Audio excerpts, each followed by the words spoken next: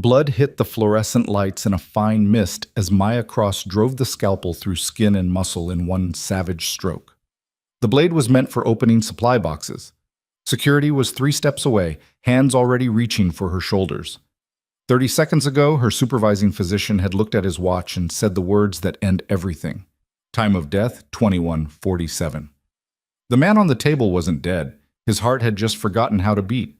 Maya knew the difference. She'd learned it in places where death came fast and loud, where hesitation meant body bags, where the rule book was something you burned for warmth. But that was supposed to be buried, erased. A name crossed off a list nobody admitted existed. Tonight, in a gleaming civilian hospital where she scrubbed bedpans and took orders from doctors half as sharp that past ripped through the surface like bone through torn flesh. The chest cavity opened under her hands. Blood welled up, dark and thick. Someone screamed. Not the patient. He was beyond screaming. It was Dr. Victor Hale, Chief of Emergency Medicine, the man who'd spent 6 months making sure everyone knew exactly how little Maya mattered. Get her off him. If you're watching from Sao Paulo, Toronto, Lagos, or some night shift in Singapore, drop your city in the comments. I want to know how far this story travels. Hit subscribe if you want to see how a ghost comes back to life. And stick around, because what happens next, nobody sees coming. 3 hours before the blood, Maya was standing in the supply closet counting IV catheters and trying not to exist too loudly. The closet smelled like plastic wrap and institutional bleach. Narrow shelves packed with gauze, tape, saline bags stacked like sandbags. A clipboard dangled from a bent nail, tracking inventory nobody cared about until something ran out mid-shift. It was the kind of work they gave people they didn't trust with patients, the kind they gave to Maya. She heard footsteps, not the soft shuffle of nursing shoes. Hard soles, expensive leather. She didn't need to turn around. "You done hiding yet, Cross?" Dr. Victor Hale stood in the doorway, arms folded, jaw set in that particular expression he wore when he wanted witnesses. Behind him, 2 residents lingered. Dr. Brennan, young and eager to impress, and Dr. Ortiz, who at least had the decency to look uncomfortable. Maya set down the box of catheters. "Just finishing inventory." "Inventory." Hale stepped inside, forcing her back against the shelves. He wasn't tall, but he used space like a weapon. "You know what I love about inventory? It's simple, it's clean, it doesn't require judgment. Perfect job for someone who can't be trusted with actual medical decisions." Brennan smirked. Ortiz studied the floor. Maya kept her face blank. "Is there something you need, Dr. Hale?" "Need? No, but I'm curious. That patient in Bay 3, Mrs. Kowalski. You flagged her chart for a cardiology consult. Her EKG showed, I know what it showed, ST depression in the lateral leads, slightly elevated troponin, probably stress-related, possibly early ischemia. Could be something, could be nothing. Here's what it definitely is, above your pay grade." He leaned in. "You're a nurse. You take vitals, you change sheets, you fetch things. You don't interpret cardiac markers, and you sure as hell don't order consults. Clear?" The air in the closet felt thick. Maya's hands were steady at her sides. "I didn't order anything. I brought it to your attention. By flagging it in the system where everyone could see, making me look like I missed something." "Did you miss something?" The temperature dropped 10 degrees. Hale's smile went thin and sharp. "You're lucky I don't fire you right now. You know what your problem is, Cross? You think you're special. You think because you can recite some textbook facts, you're one of us. But you're not. You're a second-rate nursing school graduate who barely scraped through clinicals and landed here because we were short-staffed. That's it. That's your entire story. So when I tell you to stay in your lane, I mean shut your mouth, do your job, and stop pretending you're qualified to think." Brennan was grinning now. Ortiz had disappeared. Maya didn't blink. Mrs. Kowalski's troponin was 0, 3 hours ago. Last check, it was 1.4. Upward trend with chest discomfort and diaphoresis. If that's nothing, then I guess I don't know anything. Hale's jaw tightened. He glanced at Brennan. "Check on Kowalski, now." Brennan left. The hallway noise filtered in, monitor alarms, distant conversations, someone arguing about a parking space. Normal hospital chaos. The world where Maya didn't belong. Hale turned back to her. If you're wrong, you're done. And if you're right, he let it hang. Then you're still just a nurse who got lucky. He walked out. Maya stood there for a full minute, breathing slowly, hands relaxed, face empty. Then she picked up the clipboard and went back to counting catheters. She'd learned a long time ago how to be invisible. Redwood Harbor Medical Center sat on the edge of the city like a concrete fortress, all steel and glass and the kind of modern architecture that looked impressive in photos and sterile in person. 12 floors, 300 beds, Level 2 trauma center. Not the best hospital on the coast, but close enough to matter. Maya had been there 8 months, long enough to learn the rhythms. Short enough that most people still didn't know her name. She moved through the ER like smoke, efficient and quiet, anticipating needs before doctors barked orders, restocking bays, catching mistakes before they became disasters. The other nurses liked her well enough. She didn't gossip, didn't complain, showed up on time, left on time, never asked for favors. Nobody knew where she'd come from. Nobody asked. Her badge said Maya Cross, RN, but no one ever checked what came before that. They didn't know she'd spent 3 years in places with no names, patching soldiers under fire, making calls that should have broken her, learning to cut fast and think faster. They didn't know about the incident that ended everything. The general's son, the gunfire, the choice she made. They didn't know she'd been erased. She preferred it that way. At 20:30, the ER was running smooth. Typical Tuesday night. Chest pain in Bay 1, ankle fracture in Bay 4, a drunk college kid in Bay 6 who'd tried to impress friends by jumping off a roof. Maya was restocking the med cart when charge nurse Sandra Kim found her. Cross, need you in Trauma 1. Multi-vehicle MVA coming in hot. ETA, 4 minutes. Maya nodded. No questions. Trauma 1 was the big bay, the one with extra monitors and ceiling-mounted equipment and space for 10 people to work without tripping over each other. Doctor. Hale was already there, gowned up, snapping orders. 2 residents, 3 nurses. Respiratory therapy standing by. Maya slipped into position at the supply station, gloved and ready. Listen up, Hale said, eyes on the doors. Motorcycle versus SUV. Rider's a mess. GCS was 6 at the scene. Intubated in the field. Hypotensive, tachycardic. Expect internal bleeding. We stabilize and scan. Ortiz, you're on airway. Brennan, get vascular access. Cross, you stand there and hand me things when I ask. That's it. The doors burst open. Paramedics wheeled in a gurney moving fast, a blur of motion and noise.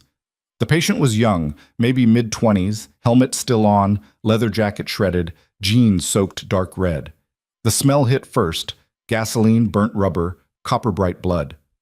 On my count, the lead paramedic shouted. 1, 2, 3. They transferred him to the trauma bed. Hale moved in immediately, hands fast and sure, peeling back clothing, exposing skin. The helmet came off. Male, pale, pupils blown. Bad. Breath sounds? Hale barked. Ortiz listened. Diminished on the right. Chest tube. Brennan, where's my access? Working on it. Veins are flat. Then go central. Move. Maya watched from the corner, hands ready, eyes tracking everything. The rhythm of trauma was familiar, almost comforting. Controlled chaos. Everyone with a role. The dance she'd done 100 times. But something was wrong. She saw it in the blood pattern, the way it spread across the patient's abdomen, not pooling naturally but diffusing too fast, too thin. She saw it in the skin tone, ashen in a way that didn't match the visible injuries. She saw it in the monitor, heart rate climbing, pressure dropping, oxygen saturation flickering despite the tube.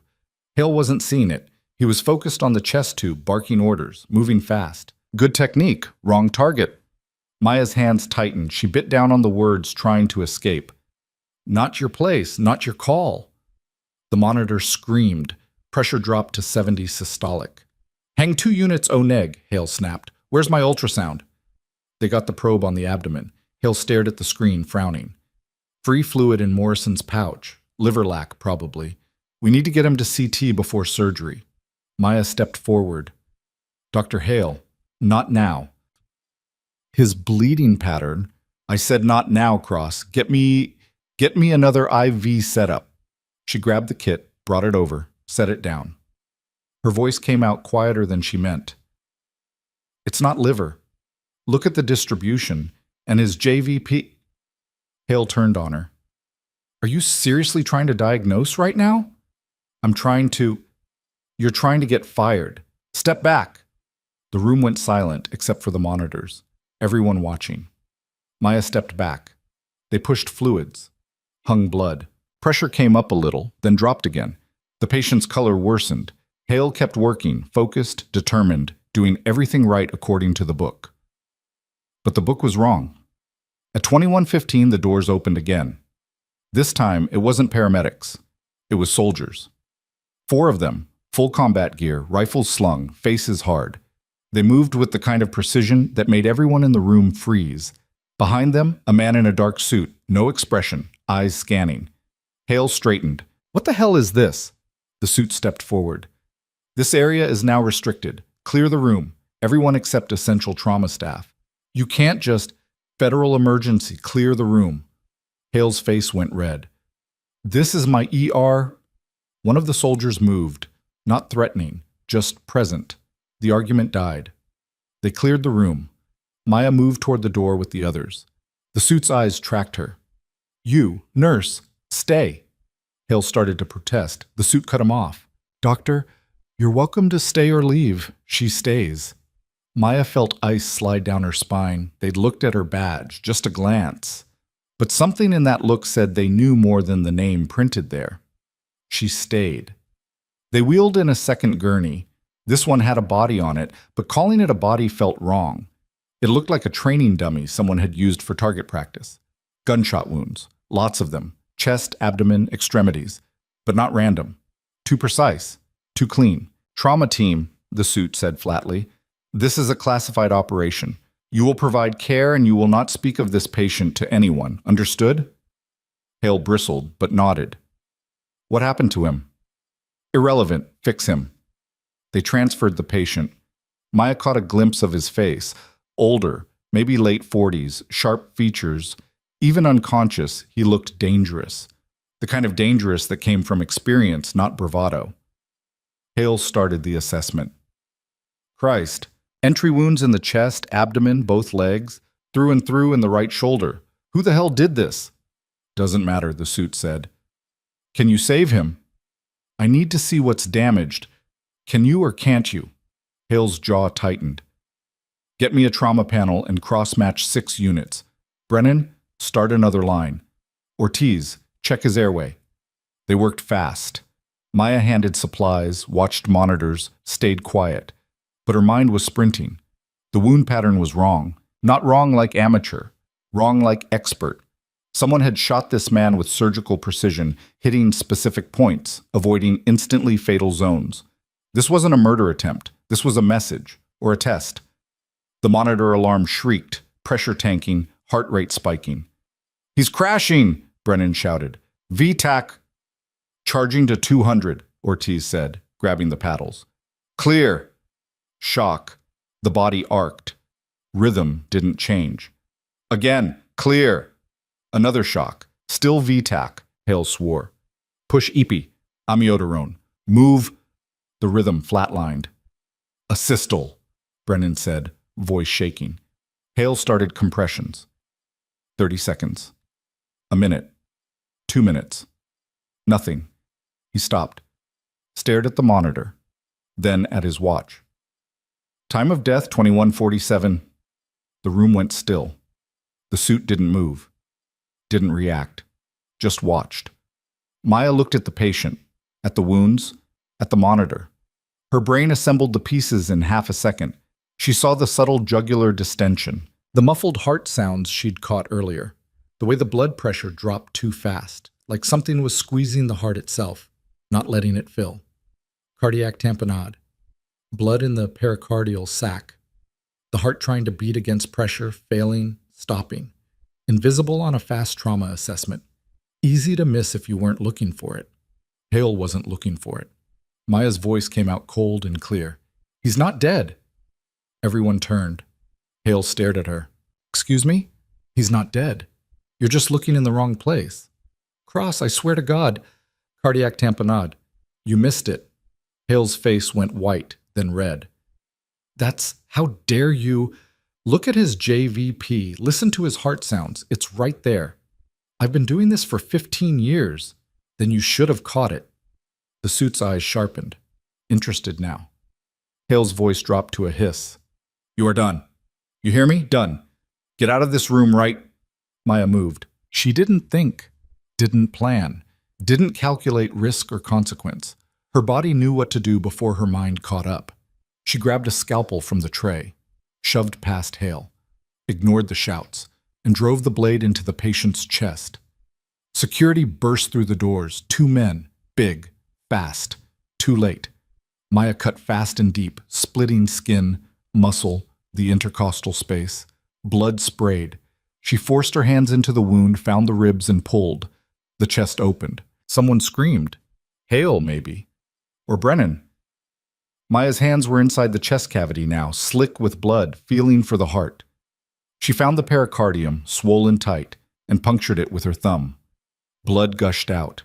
Dark, pressurized release. The heart twitched, then beat. Once, twice. The monitor beeped. Jesus Christ, Ortiz whispered. Maya didn't stop. She reached up, found the aorta, and clamped it with her hand. Pressure control, battlefield technique, not in any hospital protocol. She looked at Hale. Her voice was flat. Now you fix what you couldn't.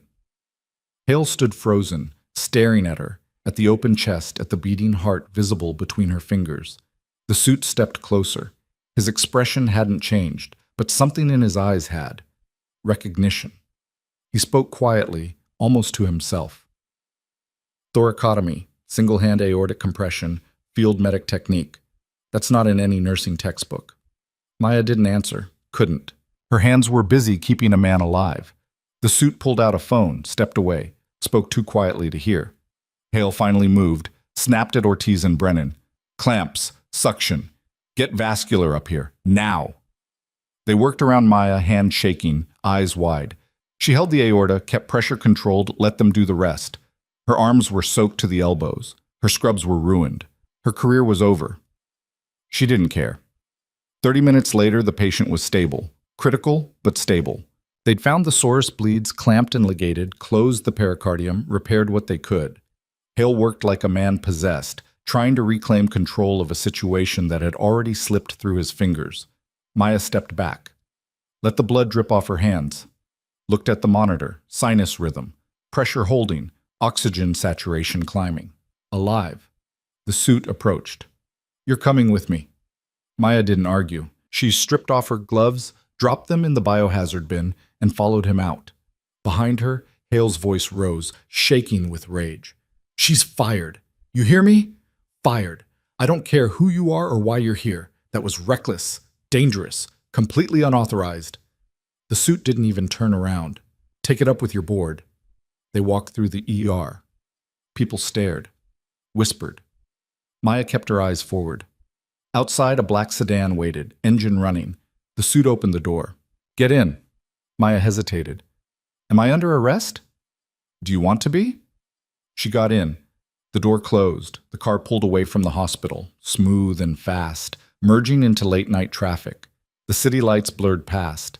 Maya sat in silence, hands folded in her lap, still sticky with blood. The suit sat across from her. He didn't speak for a long time, just watched her with the kind of attention that felt like being dissected. Finally, he said, That wasn't in any nursing textbook, but it was in special operations training, wasn't it? Maya's heart kicked once, hard, then settled. I don't know what you're talking about. Yes, you do. Field medic. Probably attached to a rapid response unit, deployed to places that don't officially exist. You learn to cut fast and think faster because hesitation got people killed. And then something happened, something that got you erased. Maya said nothing. The suit leaned forward. 3 years ago, a combat medic named Riley Dawson disobeyed a direct order during a classified operation in the Korengal Valley. She was told to let a critically wounded soldier die because extracting him would compromise the mission. She extracted him anyway, carried him 2 clicks under fire, saved his life. Maya's throat tightened. The soldier was Lieutenant Marcus Hale. son of General Theodore Hale, the same general overseeing that operation. Riley Dawson became a problem. A witness to command failure, a liability. So they gave her a choice: resign quietly, accept a dishonorable discharge and disappear, or face court-martial and prison. The car turned onto a highway. The lights outside became fewer, farther between. She disappeared, the suit continued, changed her name, buried her credentials, took a nursing job in a civilian hospital where no one would look twice, became Maya Cross, a nobody, a ghost. Maya's voice came out steady. If that's true, why are you here?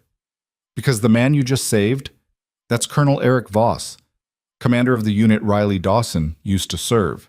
And he didn't come to Redwood Harbor Medical Center by accident. The words landed like stones. The suit watched her reaction. He came for you. Maya's pulse hammered. Why? Because the mission that got you erased? It's not over. It's worse. And the people responsible are still in power. Colonel Voss has been trying to expose them for 3 years. Tonight, someone tried to stop him. Ambush, 6 shooters, professional grade. They left him for dead. Maya's mind raced. Then why bring him to a civilian ER? Why not a military hospital? Because the ambush came from inside, someone with access, someone who knew his location and his route. He needed to get off the grid. The ER was a gamble. He didn't know you'd be there. The suit's phone buzzed. He glanced at it, then back at her. But now you are. And now they know. The car slowed, turned onto a side road, dark trees, no lights. Maya's instincts screamed, "Where are we going?" "Somewhere safe, for now." "Who are you?" "Someone who wants to make sure what you did tonight doesn't get buried again, because that man you saved, he's the only one who can take down the people who destroyed your career. And they're going to come for both of you." The car stopped. The suit opened the door and stepped out. Maya didn't move. Her hands were still stained.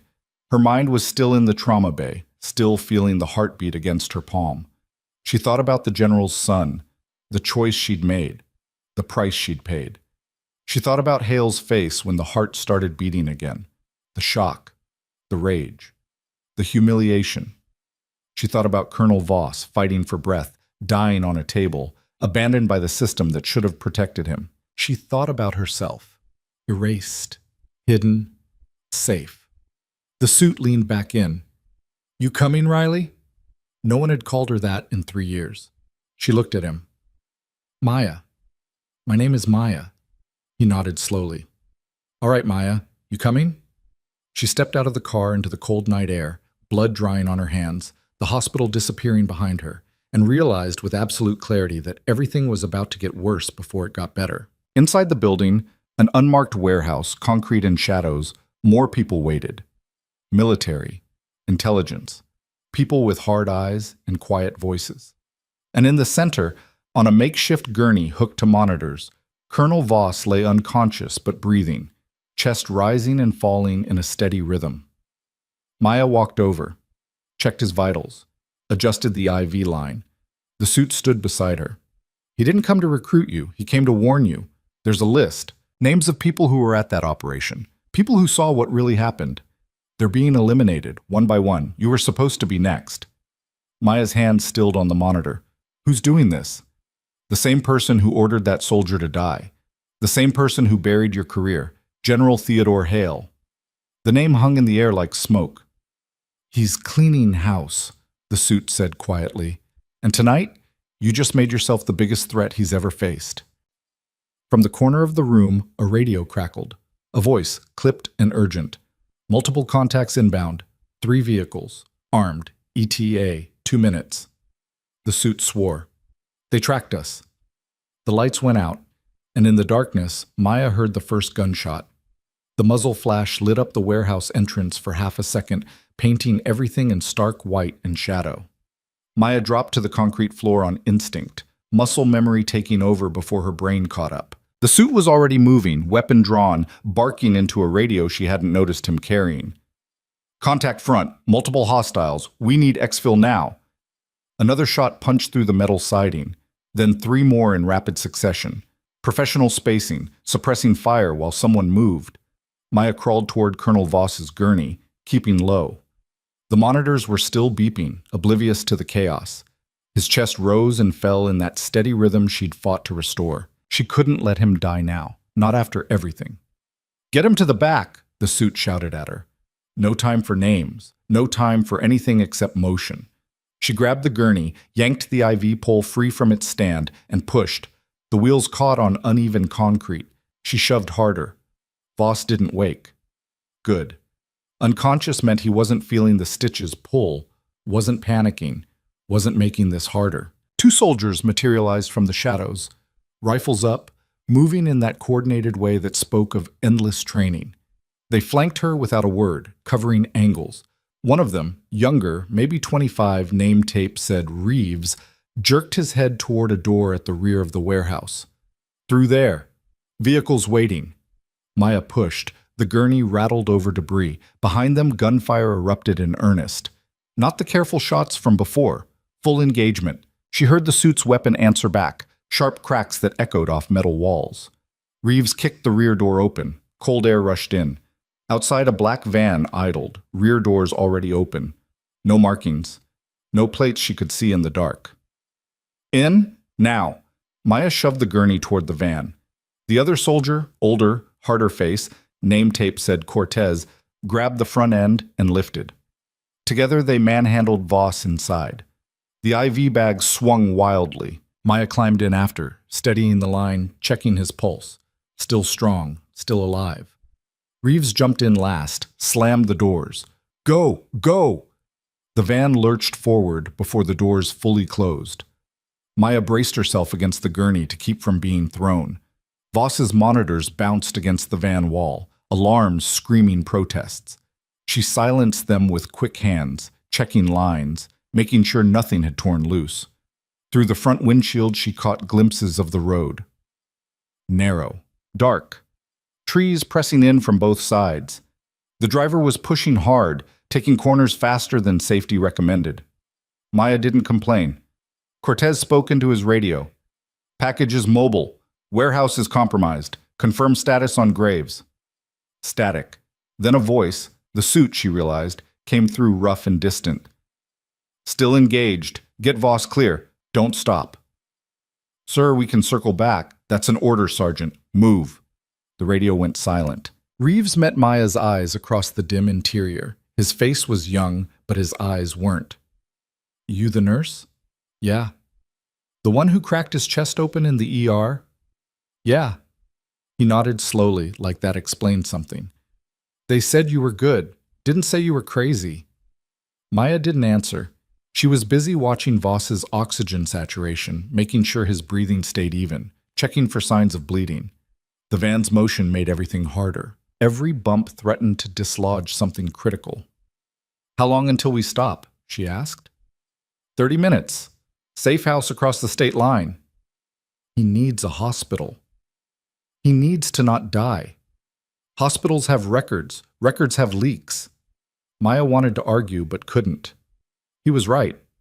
Voss was stable enough for now. Not good, but breathing. Moving him again risked tearing something inside, but staying put risked bullets. The van took a turn hard enough to slide the gurney sideways. Maya grabbed it, held on. Cortez helped from the other side, his grip solid. "You know why they're after him?" Maya asked. Cortez glanced at Reeves. Something passed between them. "Not for us to know," Cortez said finally. "We just keep him breathing. I already did that part." "Then you keep doing it." The van settled into a straighter path. Trees blurred past. No other vehicles in sight. Middle of nowhere, middle of the night, running from people who'd tried to kill a decorated colonel and would probably try again. Maya's mind spun through possibilities. The ambush, the timing, the way those shooters had tracked them to the warehouse within minutes. "They knew where we were going," she said. Reeves looked up. "What?" "The warehouse. You didn't decide on that location tonight. It was planned. A contingency. Which means someone knew about it before tonight." Cortez's jaw tightened. "You're saying we've got a leak." "I'm saying they found us too fast." Silence filled the van, except for the engine and the road noise and the steady beep of Voss's monitor. "Graves will handle it," Reeves said, but he didn't sound convinced. Maya checked Voss's pupils. still reactive. She adjusted his head position slightly, making sure his airway stayed clear. Her hands were steady. Her mind was racing. 3 years ago, she'd made a choice that destroyed her career, saved a life, lost everything. And now that same pattern was repeating. Save someone important, become a target, run. Except this time she wasn't running alone. The van slowed. Cortez peered through the windshield. Checkpoint ahead. Maya's pulse kicked. What kind of checkpoint? State police. Routine. Probably. Probably? The driver, a woman Maya noticed now, short hair and cold eyes, spoke without turning. Stay quiet. Let me handle this. Red and blue lights appeared in the distance. A cruiser parked sideways across the road, blocking one lane. An officer stood beside it, flashlight in hand. The van slowed to a stop. Engine idling. Everyone inside frozen. The officer approached the driver's window.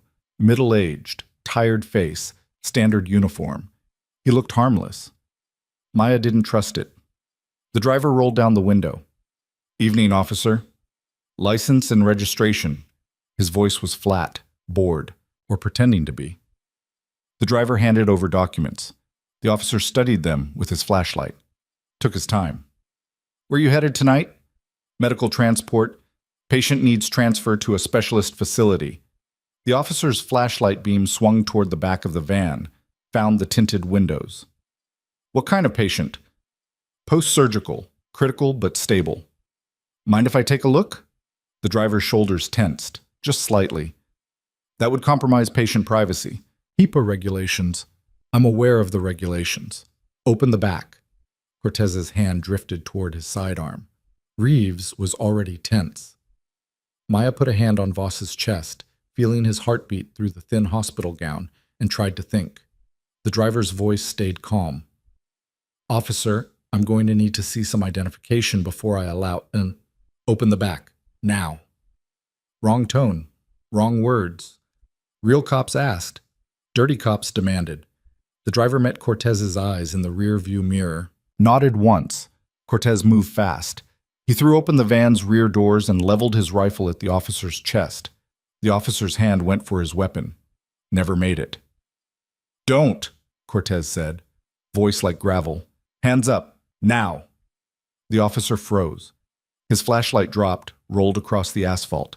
His hands came up slowly. Radio, Cortez snapped. Take it out. 2 fingers. Slow. The officer complied, pulled the radio from his belt, set it on the ground. Now the gun. Same deal. The weapon followed. Then cuffs, keys, everything. Reeves jumped out, secured the officer with his own handcuffs to the cruiser's door handle, checked the vehicle. Empty. No backup yet. How long before someone checks on you? Cortez asked the officer. The man said nothing. Cortez stepped closer. Answer, or I assume you've got friends coming in 5 minutes. 20, the officer said, scared now, trying not to show it. Shift change in 20. Who sent you? I don't know what you're talking about. Cortez grabbed the officer's radio from the ground, scrolled through recent calls. His face went dark. 3 calls to the same number in the last hour, not dispatch. Want to try again? The officer's face went pale. Maya watched from inside the van, one hand still on Voss, the other gripping the gurney rail. This was bad. Cops on the payroll. Multiple layers of compromise. No one to trust. Reeves returned to the van. We need to move. Now. They left the officer cuffed to his own vehicle. Radio smashed, weapon disabled. Not dead. That meant something. Meant these soldiers still had lines they wouldn't cross. The van pulled away fast, leaving the checkpoint behind. Maya watched through the rear windows until the red and blue lights vanished into darkness. That was a kill team, she said quietly. No one disagreed. 1. The safe house was actually a farmhouse, old and weathered, sitting alone at the end of a dirt road surrounded by empty fields. No neighbors. No lights except what they brought with them. The kind of place that could disappear from a map and no one would notice. They carried Voss inside, set him up in what had probably been a dining room. Someone had prepared. There were medical supplies stacked on a table, clean sheets, bottled water. even a portable generator humming in the next room powering basic equipment. Maya worked quickly, checking Voss's vitals again, adjusting IV rates, examining the chest incision. Everything still held. Miraculous, really. Most people didn't survive battlefield thoracotomies.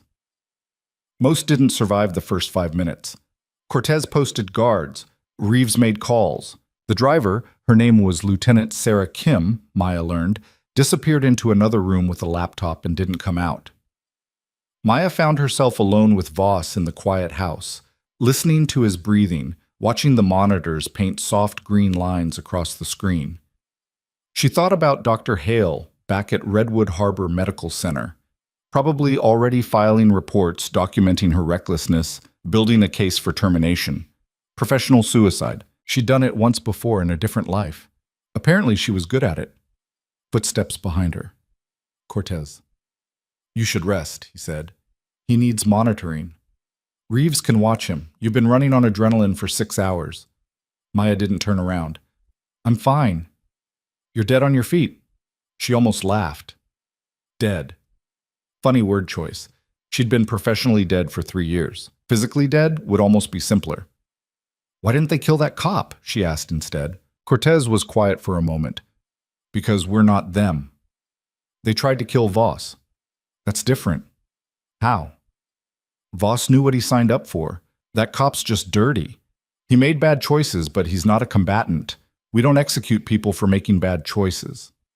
Maya thought about that, about lines in the sand, about rules that mattered even when everything was falling apart. 3 years ago, she said slowly, I broke the rules to save someone. They destroyed me for it. Now I'm breaking them again. Same reason, different person. What makes you think this ends differently? Cortez moved around to face her. He was older up close, probably mid-40s, with scars that told stories and eyes that had seen too much. Because this time, he said, you're not alone. Before Maya could respond, Lieutenant Kim emerged from the back room, laptop in hand, face grim. We've got a problem. Everyone gathered in the kitchen. Kim set the laptop on the counter, turned the screen toward them. Security footage, multiple angles. Timestamp showed less than an hour ago. This is Redwood Harbor Medical Center, Kim said. 20 minutes after we left. The footage showed the ER, Hale, arguing with someone in a suit, not Graves. Different suit, taller, sharper. The conversation looked heated. Then the stranger handed Hale something, a tablet maybe, and walked away. Kim switched angles, showed the stranger leaving the hospital, climbing into a black SUV. The license plate was visible for one frame. That vehicle is registered to a shell company. The shell company is owned by Theodore Hale, the general. Ice slid through Maya's veins. Kim continued. I ran facial recognition on the stranger. His name is Marcus Webb, former CIA, current head of security for Hale's private military contracting firm. He specializes in cleaning up problems. What kind of problems? Reeves asked. The kind that testify. Silence. Maya stared at the screen, at Hale's face, at the tablet in his hands. What did Webb give him? I can't tell from this angle, but 30 minutes later, Dr. Hale accessed the hospital's personnel database. He pulled your file. Full background, home address, emergency contacts, everything. Maya's apartment, her car, the coffee shop she went to every morning, the running trail by the river, every routine, every pattern, every place she'd thought was safe. They had it all now. He's giving them targets, Cortez said flatly. Kim nodded. And it's not just you. Hale pulled 14 other files, all staff who were in that trauma bay tonight. Witnesses. 14 people. Doctors, nurses, residents, people who'd seen Maya cut open Voss's chest, people who could talk. They're going to kill them, Maya said. Not a question. Or leverage them. Depends what they need. Kim closed the laptop. Point is, this isn't just about Voss anymore. It's about everyone who saw what happened. Reeves swore under his breath. We can't protect 14 people. We can warn them, Maya said, and tell them what? Hide from a general? These are civilians. They'll panic. Go to the cops. The wrong cops. It'll be a massacre. Maya's mind raced. 14 people. 14 lives. All at risk because she'd refused to let a man die. The math was ugly but simple. Save one, endanger 14. Except Voss wasn't just anyone. He was the key to bringing down whoever had turned the system into a weapon. If he died, the truth died. If the witnesses died, the evidence died. Catch 22. No good choices. "Where's Graves?" Maya asked suddenly. Cortez checked his radio. "Still dark. No contact since the warehouse." That wasn't good. Graves had stayed behind to cover their escape. Either he'd gotten clear or he hadn't. Radio silence suggested the latter. "We need to assume he's compromised," Kim said, "which means they know everything he knew. Safe houses, protocols, contacts. We're exposed." "Then we move," Cortez decided. "Pack Voss. We go in 10 minutes. "Go where?" Reeves challenged. "Every location we had is burned. We're running blind." Maya looked at Voss, still unconscious on the gurney, chest rising and falling in blissful ignorance of the chaos around him. She thought about the 14 people at Redwood Harbor Medical Center, about Dr. Hale, the other Hale, Victor, and his smug face when he told her to stay in her lane. She thought about General Theodore Hale, about power without accountability, about systems designed to protect the wrong people. And she thought about Riley Dawson, the combat medic who'd ceased to exist, who'd become Maya Cross, who'd tried so hard to be invisible and failed spectacularly. "I know where to go," she said. Everyone looked at her. "There's someone who can help. Someone with resources. Someone who owes me." Cortez frowned. "Who?" Maya pulled out her phone. It was a risk. Phones could be tracked, but they were out of options. She dialed a number she'd memorized 3 years ago and never used. It rang twice. Then a voice answered, cautious and careful. "Who is this?" "It's Riley Dawson. I need to call in a favor." Silence on the other end, then quieter. "I thought you were dead." "So did I." "Are you still at Walter Reed?" "Yeah. Head of thoracic surgery now." "Good. I'm sending you a patient. Battlefield thoracotomy, multiple GSWs. Critical, but stable. He needs a trauma team and total security blackout. Can you do it?" Another pause, longer this time. "Riley, what have you gotten into?" "Something that's going to get a lot of people killed if we don't move fast. Yes or no?" "Who's the patient?" "Colonel Eric Voss." Sharp intake of breath. "Jesus Christ. Yes or no?" "Send him. I'll have a team ready." Maya hung up, looked at Cortez. "Walter Reed.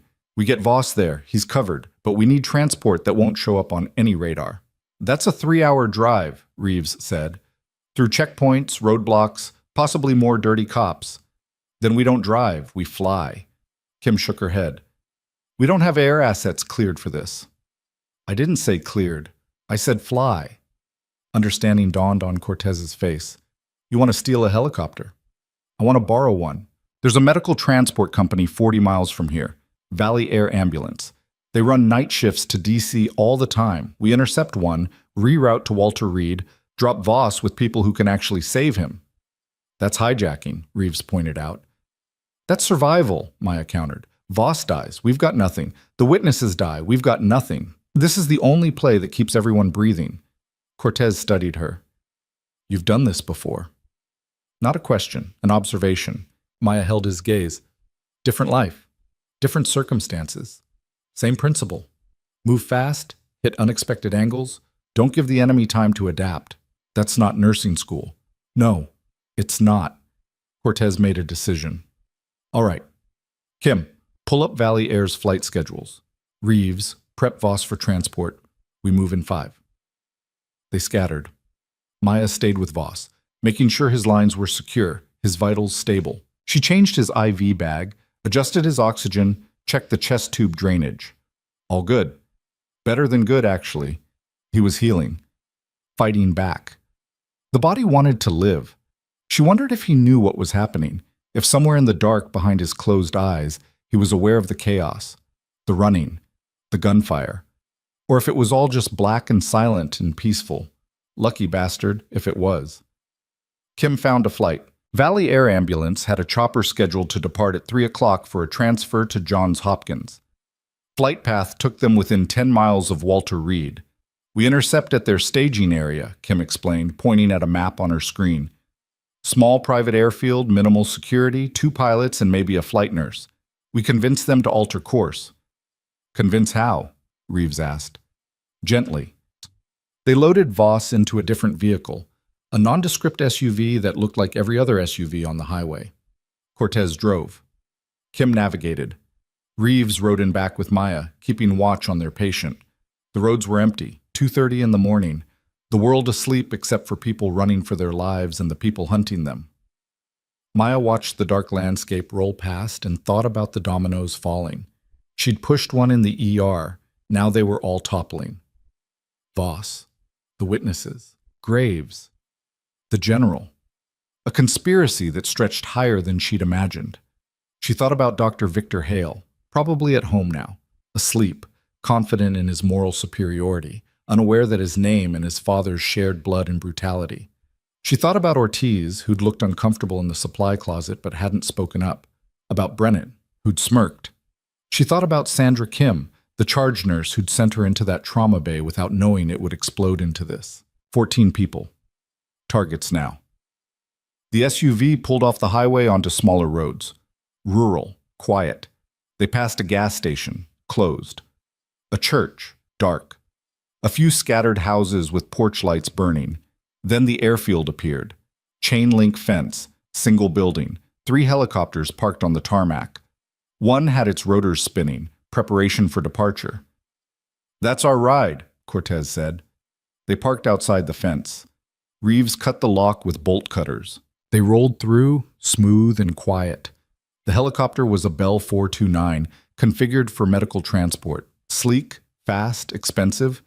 The pilots were doing pre-flight checks. The flight nurse was loading supplies. Cortez approached with his hands visible, non-threatening. "Evening, sorry to interrupt." The senior pilot turned. Older guy, weathered face. "You can't be here. This is a restricted... We need your aircraft." The pilot's hand went for his radio. Reeves was faster, not aggressive, just present. The hand stopped moving. "We're not going to hurt you," Maya said, stepping forward. "But we have a critical patient who needs immediate transport to Walter Reed. Your flight path goes close. We need you to divert." "Like hell," the pilot said. "This is a scheduled transfer. That transfer can wait 30 minutes. This patient can't." The flight nurse, younger, a woman with sharp eyes, looked past them to the SUV, to Voss visible through the window, unconscious and hooked to machines. "What happened to him?" she asked. "Gunshot wounds? Battlefield thoracotomy? He's stable but barely. He needs a trauma center, and he needs it now." The nurse's expression shifted. Recognition. Professional instinct overriding fear. "Let me see him." Maya led her to the SUV. Opened the door. Let her check vitals, assess the situation. The nurse was good. Quick exam. Smart questions. She saw the chest tube, the sutures, the IV setup. Saw the care that had gone into keeping him alive. "Who did the thoracotomy?" she asked. "I did." "You're a surgeon?" "I was a medic." The nurse looked at her. Really looked. Then back at Voss. "He shouldn't be alive." "But he is." The nurse turned to the pilots. "I'm going with them." The senior pilot shook his head. "Michelle, don't be crazy. Look at him, Tom. He's got maybe 2 hours before something fails. Maybe less. If he's telling the truth about Walter Reed, we can save him. And if he's lying, then I made the wrong call. But if I do nothing and he dies, that's on me." The pilot looked at Cortez, at the rifles, at the determination on everyone's faces. He looked tired, old, ready for retirement. "Walter Reed," he said finally. "Straight there. No detours. Then you disappear, and we never saw you." "Deal," Cortez agreed. They loaded Voss into the helicopter. Michelle, the flight nurse, took over his care with practiced efficiency. Maya climbed in beside her. Reeves followed. Kim and Cortez stayed behind with the SUV. "We'll handle the witnesses," Cortez said through the open door. "You keep him alive." Maya nodded. The rotors spun faster. The noise became overwhelming. The ground fell away. They lifted into the dark sky, the airfield shrinking below, and Maya felt the strange sensation of weightlessness that came from being untethered from Earth. No roads, no checkpoints, Just air and speed and the desperate hope that they'd reach safety before the net closed completely. Michelle worked beside her, adjusting flow rates, monitoring pressures, doing everything right. She didn't ask questions, didn't demand explanations, just focused on the patient, professional respect, the thing Maya had lost at Redwood Harbor. The flight took 37 minutes. They approached Walter Reed from the north, bypassing normal flight patterns. The pilot radioed ahead with a code Maya had provided. No questions, just clearance. They landed on the trauma pad. A team was waiting. 8 people, all moving with purpose. And at the front, a woman Maya hadn't seen in 3 years, Dr. Elizabeth Santos, chief of thoracic surgery, the person who'd trained Riley Dawson, the person who'd believed in her when no one else did. They locked eyes across the rotor wash. Santos nodded once, a warrior's acknowledgement. They transferred Voss. Fast but careful. Santos examined him right there on the pad, under the lights, while the helicopter's rotors still spun. "Thoracotomy in the field?" she shouted over the noise. "ER," Maya shouted back. "He was flatlined." "Jesus, who did it?" "I did." Santos looked up, recognized her. Really recognized her. "Riley." "Maya now." Santos didn't waste time on sentiment. "Get him inside. Or 2. I want a full trauma panel and cross-match for 10 units. Move." The team wheeled Voss toward the hospital. Maya started to follow. Santos grabbed her arm. "You're not coming." "He's my patient." "He's my patient now, and you're radioactive. I can protect him inside. I can't protect both of you. You need to disappear." Maya wanted to argue. Couldn't. Santos's grip softened. "You did good work. The thoracotomy was clean. He'll live because of you. Now let me finish what you started." The helicopter was already powering up for departure. Reeves was waving her back. Maya looked at the hospital entrance, at Voss disappearing through the doors, at Santos standing firm. "There are 14 other people in danger," Maya said quickly. "Hospital staff at Redwood Harbor Medical Center. They witnessed everything. General Hale is targeting them." Santos's face went hard. "Theodore Hale? You know him. Everyone knows him, and everyone's scared of him, except apparently you. I need to get them somewhere safe. Can't help with that, but I can keep Voss alive long enough to testify. That good enough?" It had to be. Maya turned and ran for the helicopter, climbed in. The door slammed shut. They lifted off again, leaving Walter Reed behind, leaving Voss in capable hands, leaving safety for whatever came next. Michelle, the flight nurse, was still with them. "Where now?" she asked. "Good question." Maya's phone buzzed. Text message. Unknown number. It said, "Redwood Harbor, ER, 4:15. Come alone or they start dying." Below it, a photo. Dr. Ortiz, bound to a chair, blood on his face, eyes wide with terror. The phone buzzed again. Another photo. Sandra Kim, the charge nurse. Same chair, same blood. Then another. Brennan. They weren't waiting. They were already moving. Maya showed Reeves the screen. His face went pale. "It's a trap." "Obviously." "You can't go." Maya looked at him, at Michelle, at the dark sky outside. She thought about Ortiz, who'd at least had the decency to look uncomfortable when Hale humiliated her. About Sandra, who'd always been fair. Even about Brennan, smug and awful, but still just a kid playing doctor. She thought about choices, about lines, about the difference between people like her and people like General Hale. "Turn us around," she told the pilot. "Are you insane?" Reeves demanded. "Probably. Turn around." The pilot looked at her in the mirror. "Ma'am, that's a kill box. Then I guess we better have a good plan." She didn't have a plan. Not yet. But she had 30 minutes before they reached Redwood Harbor Medical Center. 30 minutes to figure out how to walk into a trap and walk back out alive. 30 minutes to decide if 14 people were worth dying for. The helicopter banked hard, changing course, and Maya pulled out her phone to make a call she'd hoped she'd never have to make. It rang 4 times, then a voice answered, cold, amused, dangerous. "Hello, Riley. I was wondering when you'd call." General Theodore Hale, the man who'd erased her, the man who was trying to kill everyone she'd touched.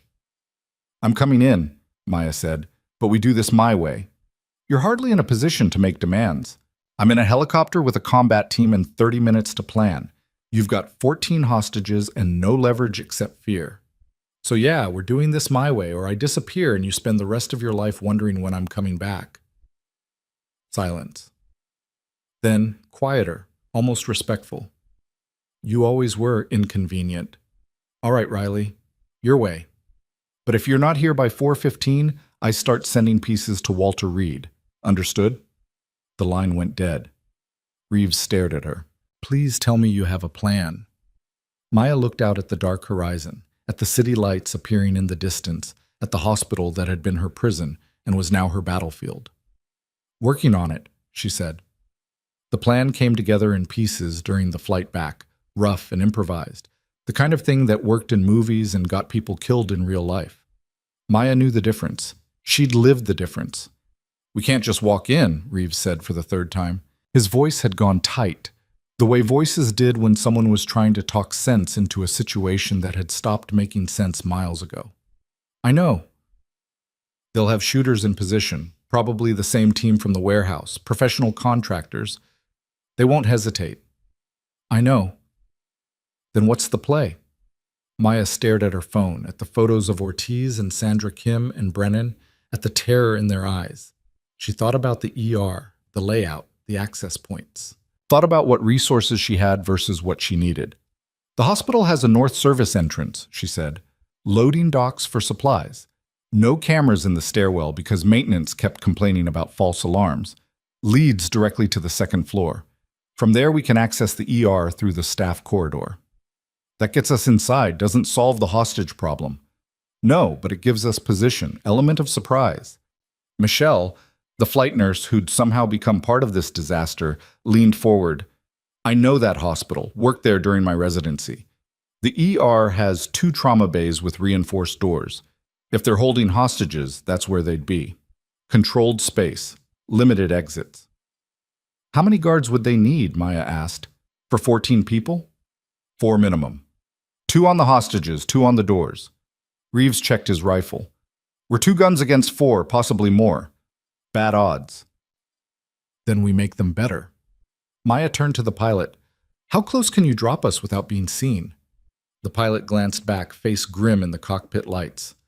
There's a park 3 blocks west. Helicopter landing there at 4 a.m. is going to raise questions, but it's cover. Do it. They descended through dark air toward the city. Maya's heart was steady, her hands calm, but her mind was sprinting through scenarios. Best case, they extracted the hostages with minimal casualties. Worst case, everyone died, and General Hale walked away clean. The middle ground between those extremes was narrow and sharp as a blade. The helicopter touched down in the park. Trees surrounded them, providing some visual cover, but not much. The rotors kicked up leaves and dirt. Reeves jumped out first, weapon up, scanning. Maya followed. Michelle grabbed her arm before she could move. I'm coming with you. No, you stay. Those are medical professionals in there. If shooting starts, they'll need trauma care. You need me. Maya wanted to argue, couldn't. Michelle was right. Stay behind us. No heroics. Same to you. They moved through the park at a fast walk, not quite running. 3 blocks felt like 3 miles. The streets were empty except for a few cars, headlights cutting through pre-dawn darkness. A garbage truck rumbled past on the main road. Normal city sounds. Normal city life. Nobody knew what was happening inside Redwood Harbor Medical Center. The hospital appeared ahead, all lit windows and concrete, the emergency entrance glowing red. Maya led them around to the north side, where loading docks sat quiet and dark. A single security light buzzed overhead. The service entrance door was supposed to be locked. It wasn't. Someone had left it propped open. Deliberate. An invitation. Reeves saw it too. Trap. Obviously. We're walking into it anyway. You got a better idea? He didn't. They slipped inside. The stairwell was exactly as Maya remembered. Concrete walls, metal stairs, the smell of industrial cleaner and old cigarette smoke. No cameras. No guards. Just empty space and their footsteps echoing too loud. Second floor. The door to the staff corridor was closed but unlocked. Maya eased it open, peered through. Empty hallway. Fluorescent lights humming. Supply carts lined against the wall. Everything normal. Too normal.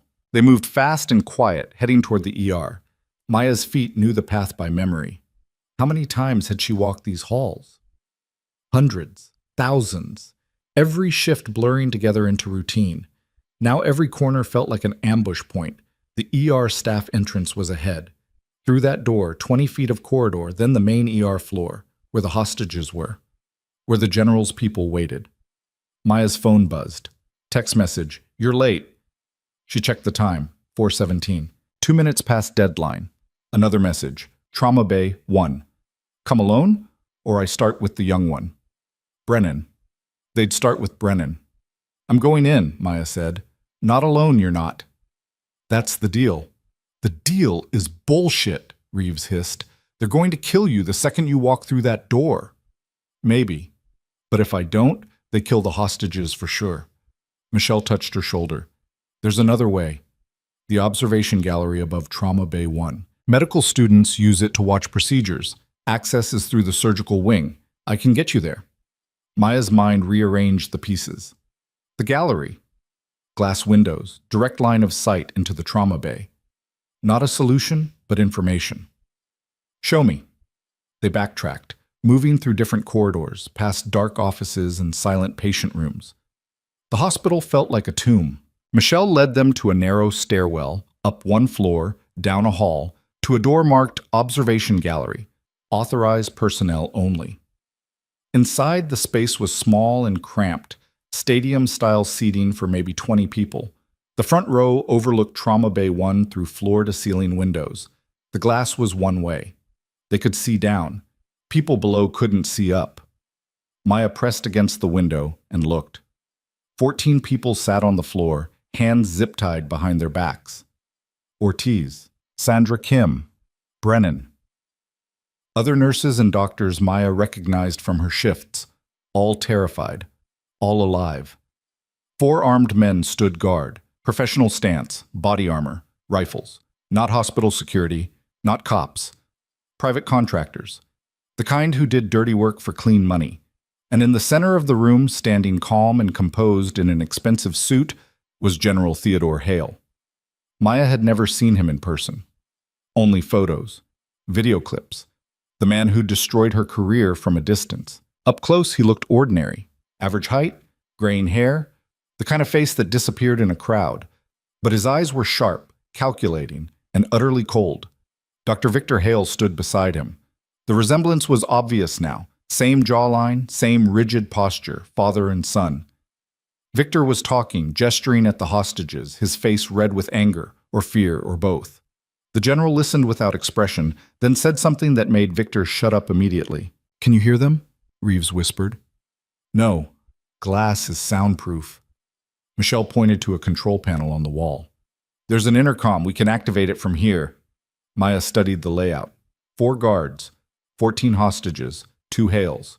The trauma bay had 2 exits, one to the main ER, one to the corridor. Both were covered. Her phone buzzed again. Last chance. She typed back. I'm here. Where? Coming in now. She turned to Reeves. I need you to stay here. Watch through the glass. If this goes bad, you do what you have to do. You mean shoot through the window? I mean protect the hostages. Reeves's jaw tightened. That glass is reinforced. Ballistic rating. Bullets won't penetrate clean. Could ricochet, hit hostages. Then make your shots count. Michelle grabbed Maya's arm. Wait, if you walk in there, they'll use you as leverage. Everything falls apart. It's already apart. I'm just trying to keep people breathing. She left before they could argue more. Back down the stairs. Through the corridors. To the ER staff entrance. She took a breath. Let it out slowly. Then pushed through. The ER was surreal. All the lights on. All the equipment humming. But no patients. No movement. Just empty space and the sense of something waiting. She walked toward Trauma Bay 1. Her footsteps echoed. No point being quiet. They knew she was coming. The door to the bay was open. She stepped through. 14 pairs of eyes turned to her. Relief, terror, confusion. Sandra Kim's face was bruised, lip split.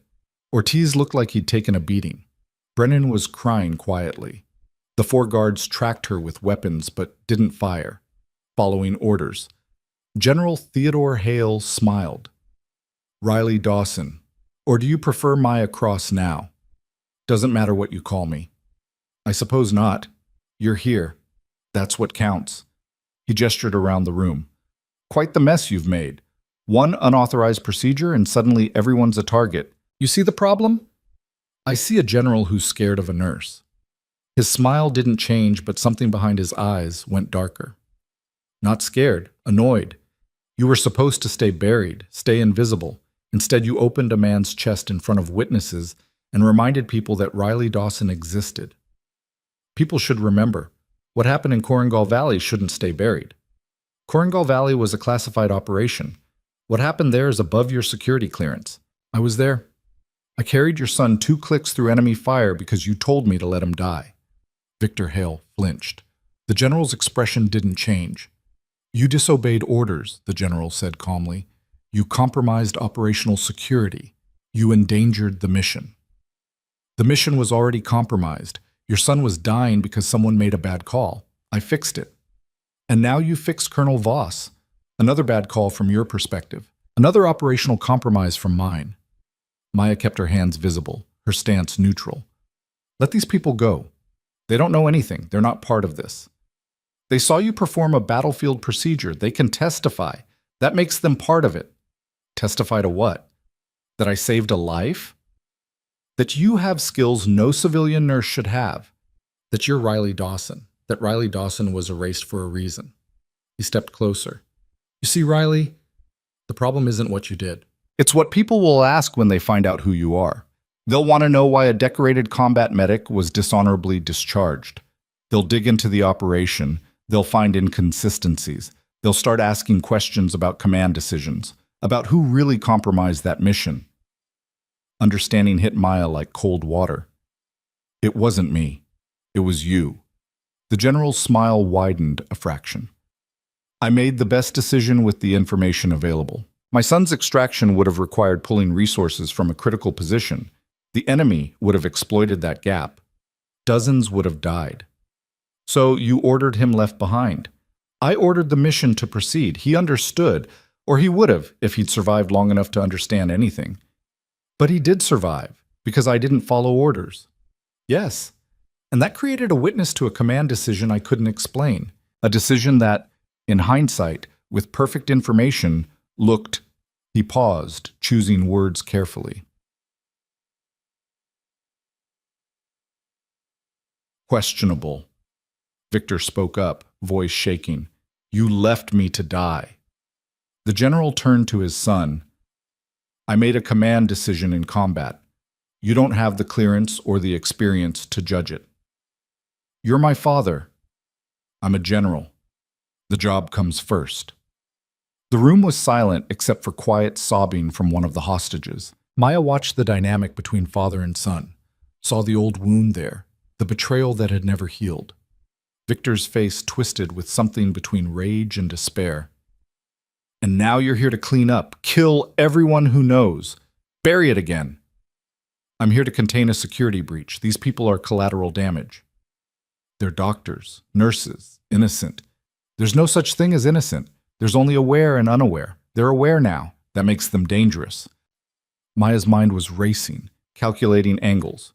4 guards, 14 hostages, 2 Hales. She was unarmed, outnumbered, outgunned. But she had Reeves and Michelle above in the gallery. She had training, she had anger, and she had one more thing. She had nothing left to lose. You're right, she said quietly. I should have stayed buried. Should have kept my head down, should have let Voss die like a good invisible nurse. The general nodded. Yes, you should have. But here's the thing about being erased.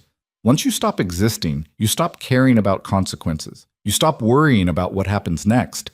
Because what's the worst you can do? Erase me twice? I can kill you. You were going to do that anyway. She moved, not toward the general, toward the nearest guard. The man saw her coming, started to swing his rifle around, but Maya was already inside his reach. She grabbed the barrel, yanked it down and sideways, used his own grip strength against him as leverage to spin him around. The rifle went off. Deafening crack in the enclosed space, the bullet punched into the floor. Maya drove her elbow into the guard's throat. He gagged, stumbled. She stripped the rifle from his hands in one smooth motion and brought the stock up into his jaw. Bone crunched. He went down. The other 3 guards were already moving, weapons coming up. Too slow. The observation gallery window shattered. Gunfire erupted from above. Reeves, shooting controlled bursts.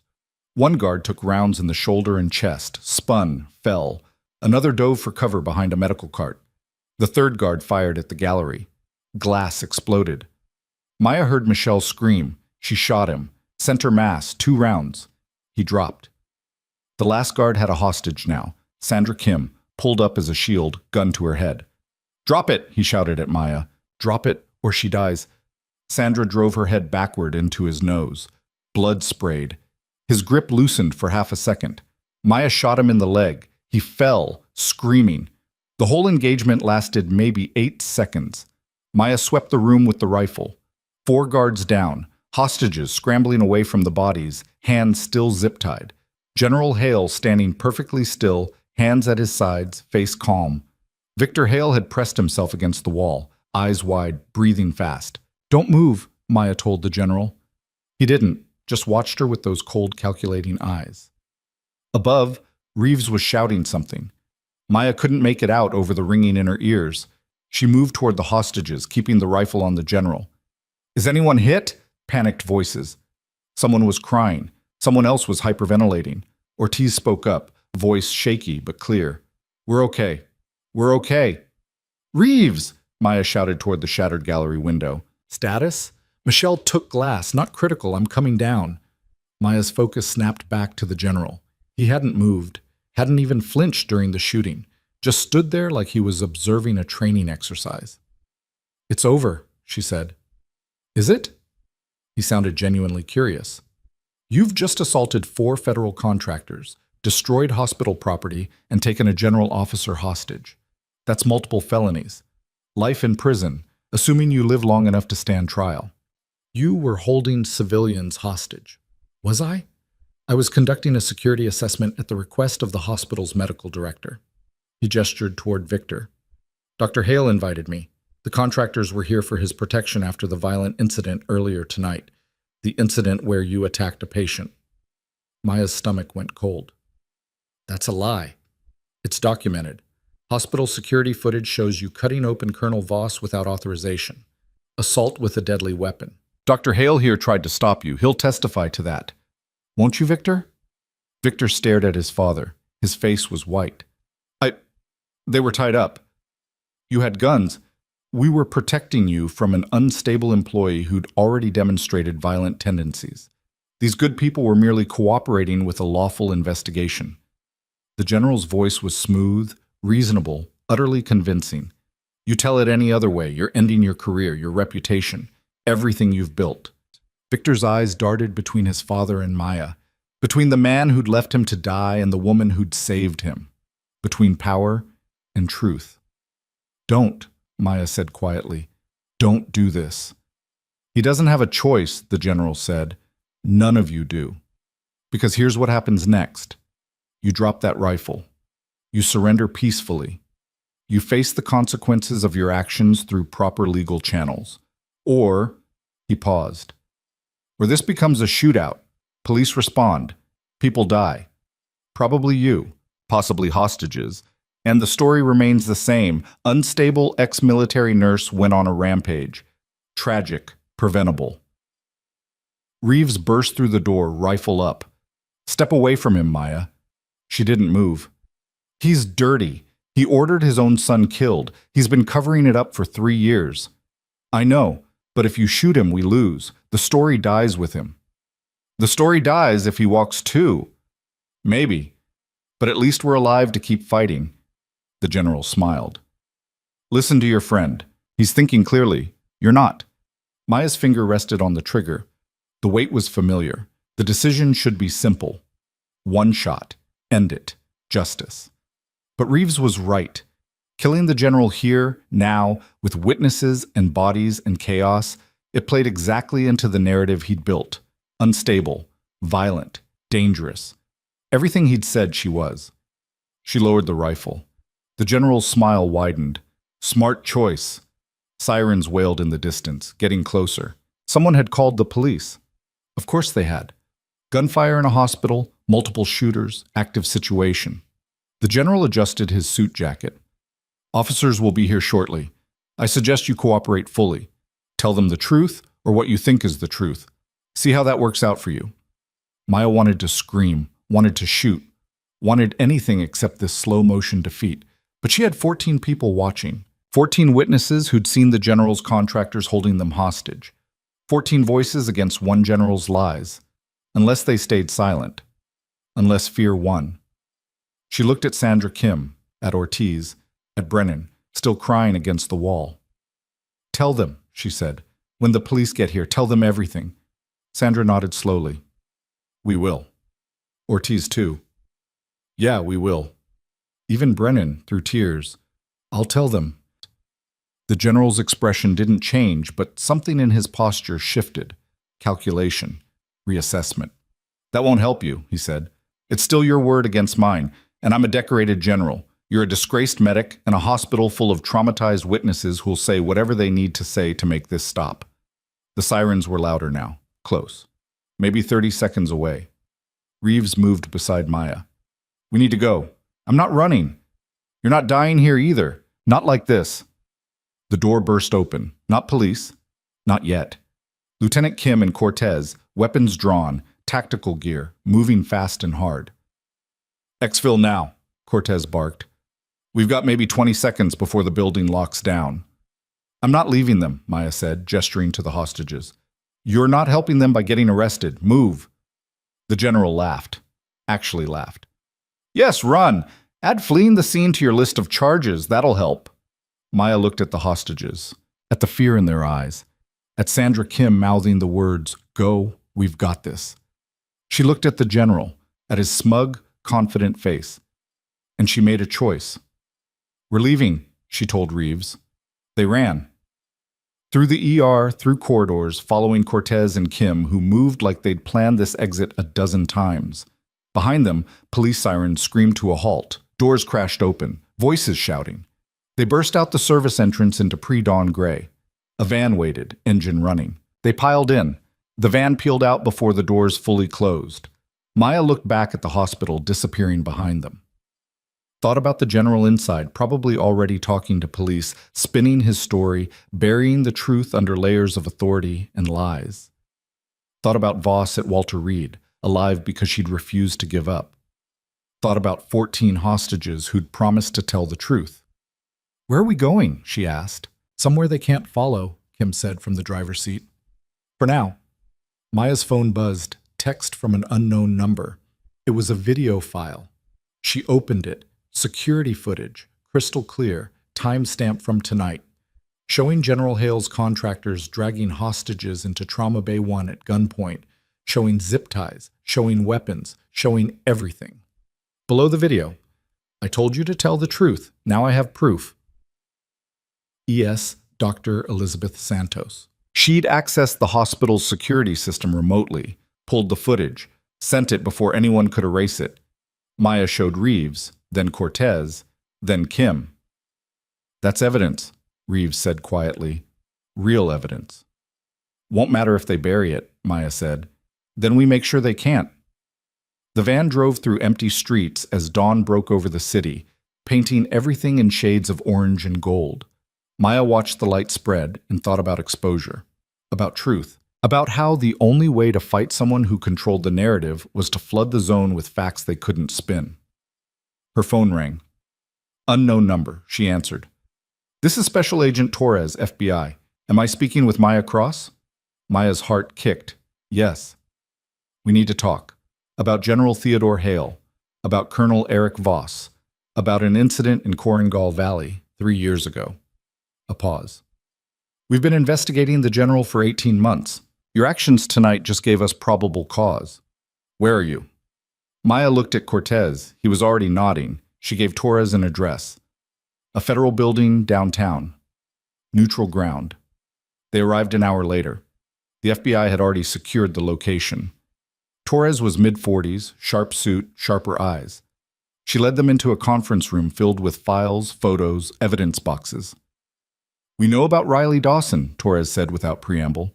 "We know about the Korengal operation. We know the general's been cleaning house. What we didn't have was leverage. You just gave it to us." She laid out photos on the table.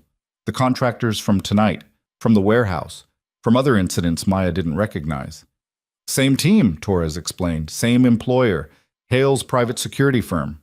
They've been tied to 6 deaths in 3 years, all people connected to Korengal.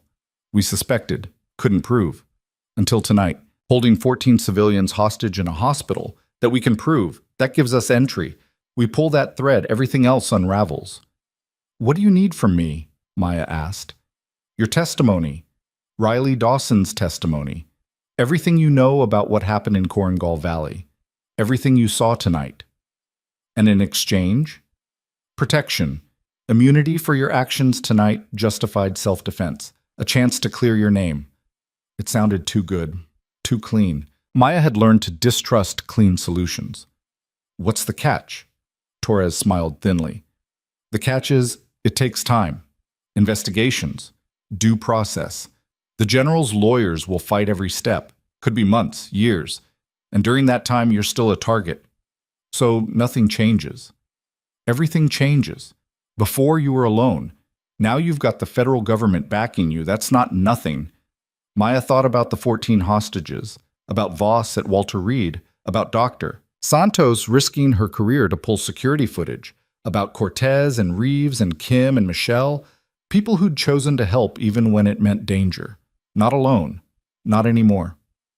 "Okay," she said. "I'll testify." Torres nodded.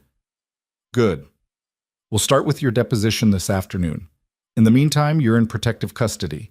We've got a safe location, full security, medical support if you need it."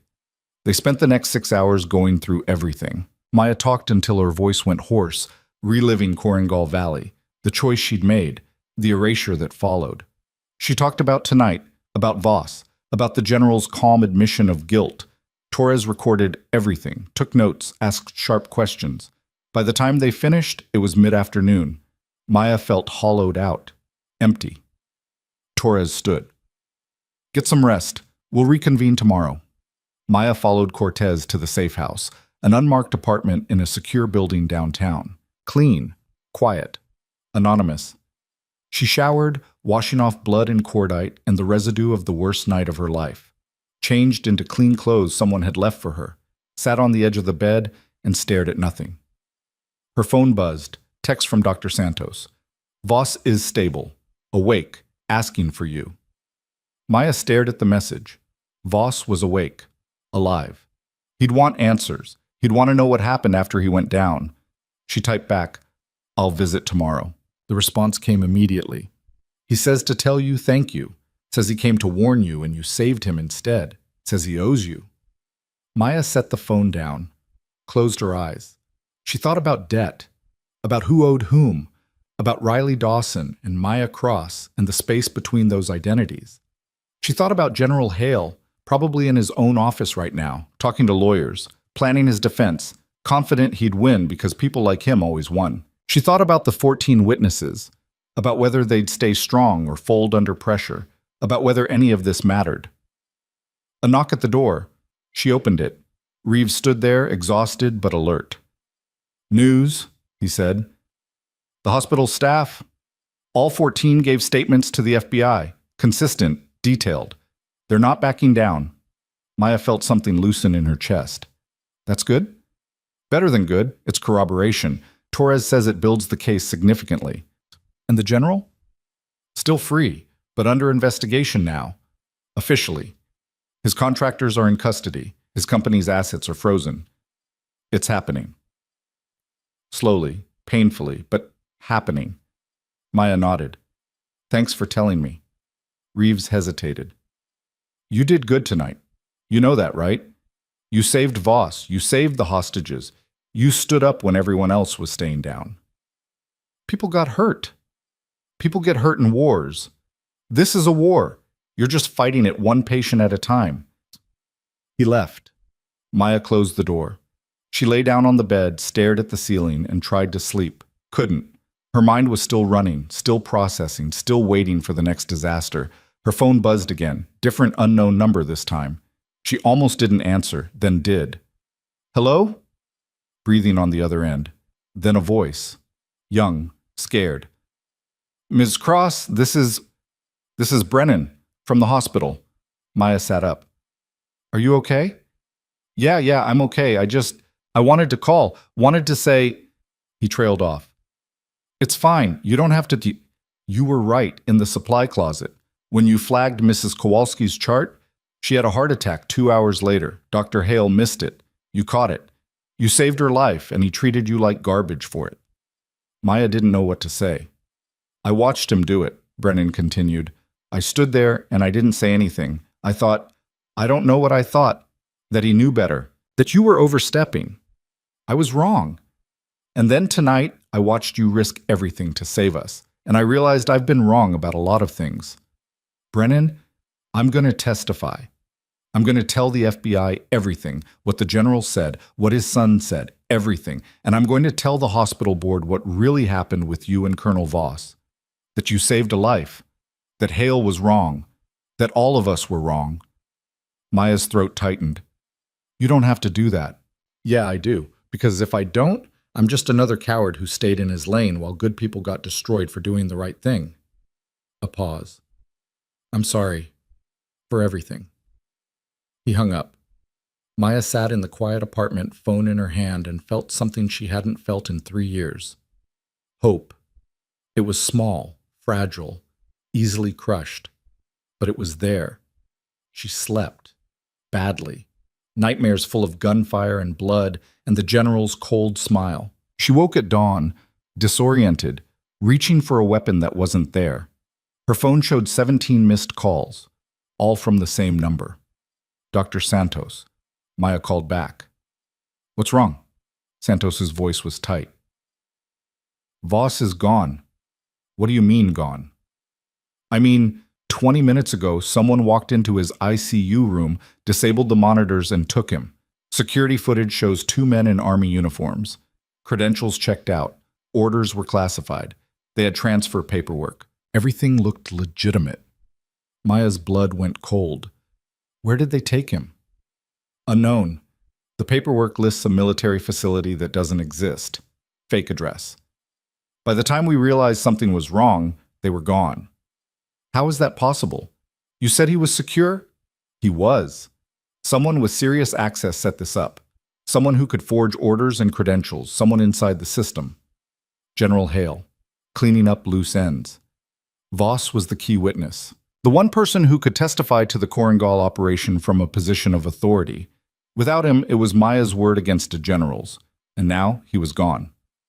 FBI needs to know, Maya said. Already called them. Torres is on her way. But Maya... Santos paused. Whoever took him, they had a medical team. Portable life support. They're keeping him alive. Why? I don't know. But it's not mercy. Maya ended the call. Stood in the quiet apartment. Felt the walls closing in. They'd taken Voss. They'd outmaneuvered the FBI. They'd proven that the general's reach extended further than anyone had realized. And somewhere, in a facility that didn't officially exist, Colonel Eric Voss was being held by people who wanted him alive just long enough to extract whatever information he had, or to use him as bait. Maya's phone buzzed. Text from another unknown number. You want him back? Come get him. Alone. Coordinates below. You have 6 hours. Below that, GPS coordinates. She looked them up. Middle of nowhere. 2 hours north. Rural. Isolated. Another trap. Obviously. But Voss was there. The man she'd saved. The man who'd risked everything to expose the truth. She couldn't leave him. Reeves knocked on the door. Torres is here. She wants to... He stopped. Saw Maya's face. What happened? She showed him the text. No, he said immediately. Absolutely not. That's suicide. It's Voss. It's bait. They take you, they have all the witnesses, case collapses. If I don't go, he dies. After everything, I'm supposed to let him die? Yes, if it means stopping Hale. That's the play. Maya looked at him, at this soldier who'd helped her, protected her, risked his career for someone he barely knew. I can't, she said quietly. I can't make that choice, not again. Understanding dawned in Reeves's eyes. Korengal Valley, the same decision, save one or sacrifice the mission. She'd chosen to save, paid the price. And now history was repeating with different names, but the same impossible math. If you go, Reeves said slowly, you're not going alone. The text says, I don't care what the text says. You walk into that trap, I'm walking in with you. Maya wanted to argue, wanted to tell him it wasn't his fight, but she was tired of fighting alone. Okay, she said. They had 6 hours. They spent it planning. Cortez and Kim joined despite Torres's protests. Michelle, still bandaged from the glass wounds, showed up with medical supplies. Even the helicopter pilot from Valley Air Ambulance called in, offering transport. People rallying, people choosing sides. Torres tried to stop them, tried to argue this was FBI jurisdiction, that rushing in would destroy the investigation. Investigation's already destroyed, Maya told her. They took Voss from a secure military hospital. That means they've got people inside everywhere. How long before they come for the 14 witnesses? Before they erase everyone who knows the truth? Torres couldn't answer. I'm going, Maya said, with or without backup. Your choice is whether to help or watch. Torres stared at her for a long moment. Then she made a call, short, clipped. When she hung up, she said, We have tactical support, limited. Enough to get you in and out if it goes bad. But Maya, if this is a massacre, I can't protect you.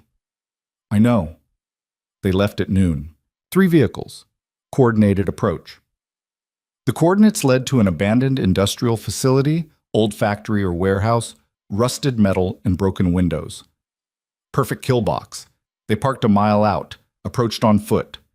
Reeves and Cortez took point. Maya moved in the middle, heart steady, hands ready. The factory loomed ahead, silent, empty, waiting. Maya's phone buzzed. Final text. Inside, alone, or he dies screaming. She looked at Reeves. He shook his head. Don't. I have to. She walked toward the entrance. Behind her, Reeves and the others fanned out, finding positions, covering angles. She stepped inside. Darkness. Then lights clicked on, blinding her. When her vision adjusted, she saw Voss. He was strapped to a gurney in the center of the space, still hooked to monitors, still barely alive. Around him, 6 armed men, professional, ready. And standing beside Voss, hand resting almost gently on the colonel's shoulder, was General Theodore Hale. Hello, Riley, he said. Thank you for coming. Maya kept her hands visible, her breathing steady, her eyes on Voss.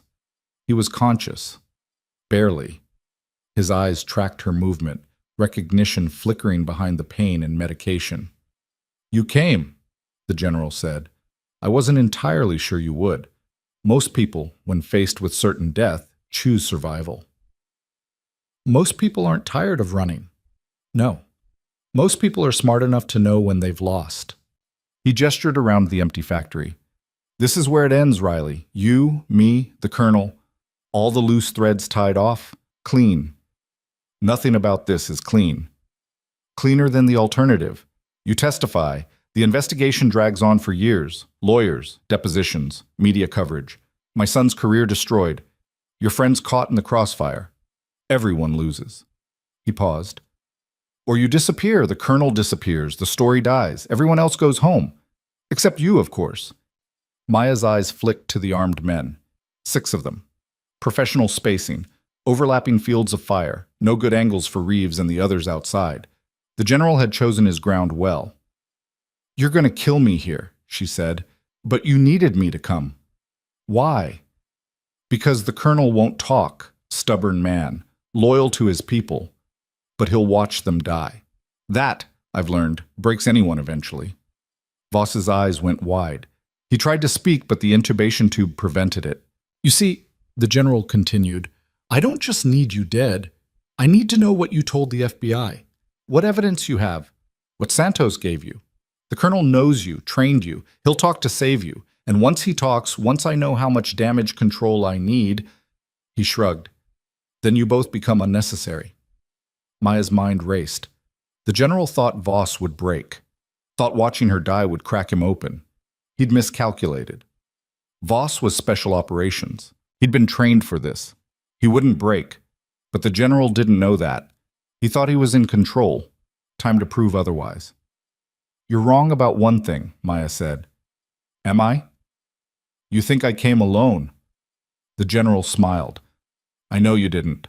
I counted 4 positions outside. Sniper on the east catwalk, 2 riflemen in the offices, 1 more at the south entrance. Your FBI friend probably has a tactical team 2 minutes out. I planned for all of it. He gestured. 2 of his men moved to a control panel on the wall. Hit switches. Metal shutters dropped over every window. Heavy, reinforced. The entrances sealed with automated doors. The whole factory locked down in seconds. Blast rated, the general explained. Your people outside can shoot all they want. Won't make a dent. And if they try to breach, well, he held up a radio. 1 transmission. The charges I've placed around the colonel's gurney detonate. He dies. You die. Everyone inside dies. Your friends outside get to listen. Maya's stomach turned to ice. You're bluffing. Am I? Look under the gurney. She did. Saw the bricks of C4 taped to the frame, enough to vaporize everything in a 20-foot radius. Not bluffing. Outside, muffled gunfire started. Reeves and the others realizing they'd been locked out. Trying to breach. The shutters didn't even dent. The general raised the radio. Tell them to stand down or I detonate. Maya's phone was in her pocket. She pulled it out slowly, called Reeves. He answered immediately. Maya, we're blocked. Stand down. He's rigged the building. You breach, we all die. Silence. Then, negative. We can stand down. That's an order. Another pause. She could hear him breathing, hear the frustration and anger and helplessness. Copy, he said finally. Standing down. She hung up. The general nodded approvingly. Smart. Now we can have a civilized conversation. About what? You're going to kill us anyway. Eventually.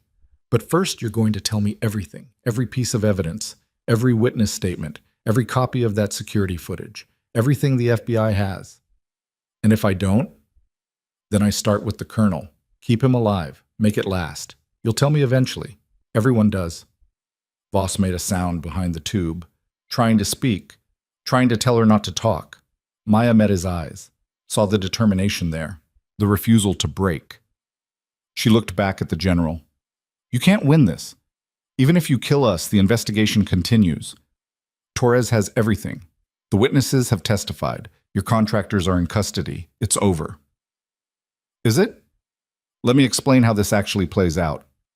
The general walked closer, hands clasped behind his back. You and the colonel disappear. Tragic. Presumed dead, but no bodies.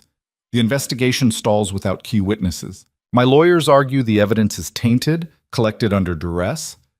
The hospital staff? Traumatized. Their statements become unreliable. The contractors? They work for my security firm, but they were acting independently. Rogue element. I had no knowledge. No one will believe that. They'll believe what the evidence supports. And without you, without Voss, the evidence is circumstantial. Add in my 30 years of distinguished service, my record, my connections. He smiled. I'll take a hit. Forced retirement, maybe. Reduced pension, but I'll walk. I always walk. Maya felt the trap tightening. He'd thought this through. Every angle covered, every loose end tied off, except the 2 standing in front of him. But he'd made one mistake. He'd assumed she was here to negotiate. She wasn't. You talk a lot, she said, for someone in a hurry. His smile faltered slightly. Excuse me? You could have just killed me, shot me the moment I walked in. But you're talking, explaining, justifying. That means you're not as confident as you pretend. I'm confident enough. Then why the show? Why bring Voss here? Why the bomb? Why lock the building down? She stepped closer. You're scared, because you know that even if we disappear, the truth doesn't. It's already out there, already spreading, and every second you waste talking is another second for it to spread further. The general's face hardened. Enough! Tell me what the FBI has, or I start cutting pieces off the colonel. One of his men pulled a knife, moved toward Voss. Maya's hand went to her pocket, not for a weapon, for her phone. The general saw the movement. Slowly, she pulled out the phone, held it up. The screen showed a live video stream. The factory interior, her and the general. Voss on the gurney. Everything. I've been broadcasting since I walked in, she said quietly. FBI has been watching, recording, every word you said. The general's face went white, then red. You're lying. Check the phone. He grabbed it from her hand, stared at the screen, saw the view counter, saw the red live indicator, saw the FBI case number in the title. 3,000 viewers. Growing. He threw the phone against the wall. It shattered, but the broadcast didn't stop. Maya had a backup transmitter clipped to her jacket, hidden, streaming to Torres's team. Everything on record, everything admissible. The general's composure cracked. It doesn't matter. You're still here, still trapped. So are you. I have 6 men and a bomb. You have nothing. I have time. And you have a son outside who just heard everything you said.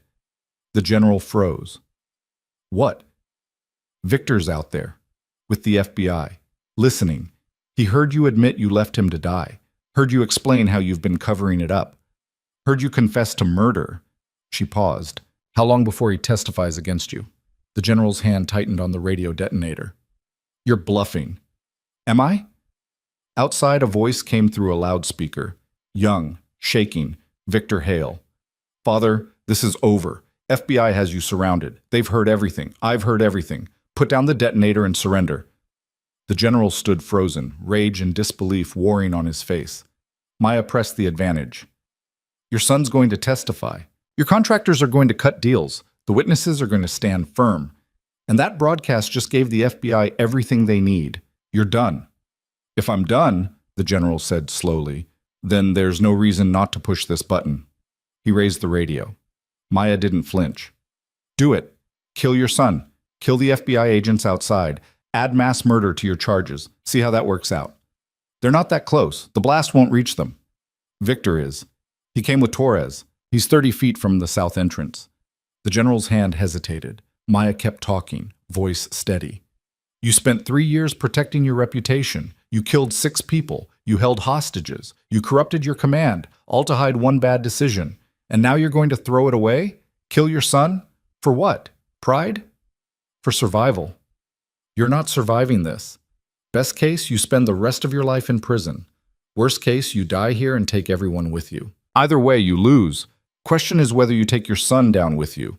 The general's face was pale now, sweat on his forehead, the radio shaking in his hand. He's weak, the general said. He always was. I should have let him die in Korengal. But you didn't, and Riley Dawson didn't. She saved him because that's what medics do. They save lives, even lives belonging to people who don't deserve it. The general looked at her, really looked, like he was seeing her for the first time. You should have stayed buried, he said quietly. Yeah, I should have, but I didn't, and now here we are. A long silence. The factory felt like a tomb, everyone frozen, waiting. The general lowered the radio. Stand down, he told his men. It's over. They hesitated, looking at each other, looking at him. I said, stand down. They lowered their weapons. The shutters started to rise, automated unlock. The general had triggered it from the radio. Light flooded in, fresh air. The world outside. FBI agents poured through every entrance, tactical gear, weapons raised, shouting commands. The general's men dropped their weapons, raised their hands. Professional. No resistance. The general stood still as agents surrounded him. They took the radio, cuffed him, read rights he probably knew by heart. He looked at Maya one last time. This isn't over. Yeah, she said, it is. They led him out, past Torres, past Reeves and Cortez, past Victor Hale, who stood with his arms wrapped around himself, watching his father in handcuffs, tears streaming down his face. The general didn't look at his son, didn't acknowledge him, just walked past like Victor didn't exist.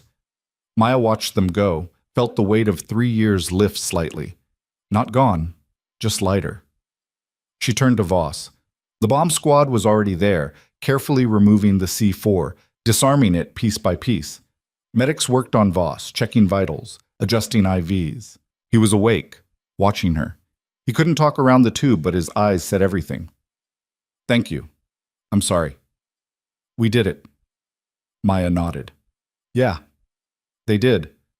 Torres approached. "That was reckless, it worked." "Barely. If he'd pushed that button." "He wasn't going to. He's a coward. Cowards don't die for principles." Torres looked at her for a long moment. "You're not what I expected." "What did you expect?" "Someone broken, someone running, not—" She gestured vaguely. "This. I was broken. I was running. Then I got tired." Torres almost smiled. "Come on, we need your statement, full deposition, everything that happened." They spent the next 8 hours at FBI headquarters. Maya talked. Torres recorded. Other agents came and went, bringing updates.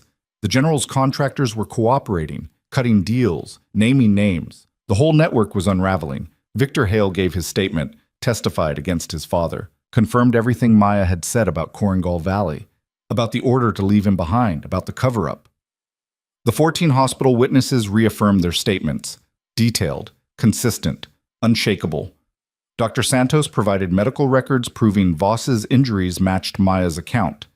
Battlefield trauma, professional care, life-saving intervention. The security footage showed everything: hostages, guns, the general's confession. By midnight, the case was airtight. Multiple felonies, multiple witnesses, physical evidence, recorded confession. The general was finished. Torres walked Maya out of the building as dawn broke. Again. Second sunrise in 2 days. Maya felt like she'd lived a year in 48 hours. "What happens now?" she asked. "Now?" "The general faces trial. His lawyers will fight, but it won't matter. The evidence is overwhelming. He's looking at 20 to life minimum." "And me?" "You're clear. Self-defense. Justified actions. The hospital's already called. They want you back." Maya almost laughed. "Redwood Harbor wants me back?" "New administration. Dr. Hale resigned. Board fired half the executive team. They're cleaning house. Want to make things right." "I don't want that job." "Then don't take it. You've got options now. Santos wants you at Walter Reed. FBI is offering a consulting position. Homeland Security called. So did 3 private hospitals." Torres paused. "Point is, you're not invisible anymore. Riley Dawson exists again. Officially." Maya thought about that, about being seen, being known, having a name that wasn't erased. It felt strange, heavy, real. "I need to see Voss," she said. Torres drove her to Walter Reed. They'd moved Voss back after the factory, back under Santos's care. ICU, heavy security, but stable. Santos met Maya outside his room.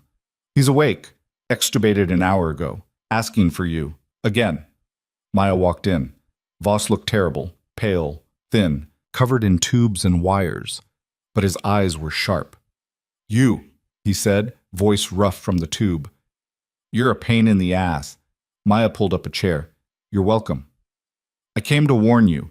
Ended up getting saved by you. Twice. That's embarrassing. Want me to let you die next time?" "There won't be a next time. General's done. His network's collapsing. The operation's over."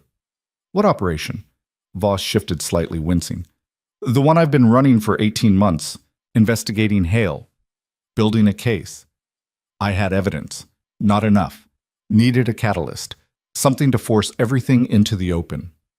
Understanding dawned. "You let them ambush you." "I knew there was a leak. Knew Hale had people inside. I used myself as bait. Drew them out. Knew if I ended up in a civilian ER, if I was critical enough, someone would have to make a choice." He looked at her. "Didn't expect it to be you. Didn't even know you were still in the area. You almost died. But I didn't. Because you were there. Because you made the same choice you made in Korengal.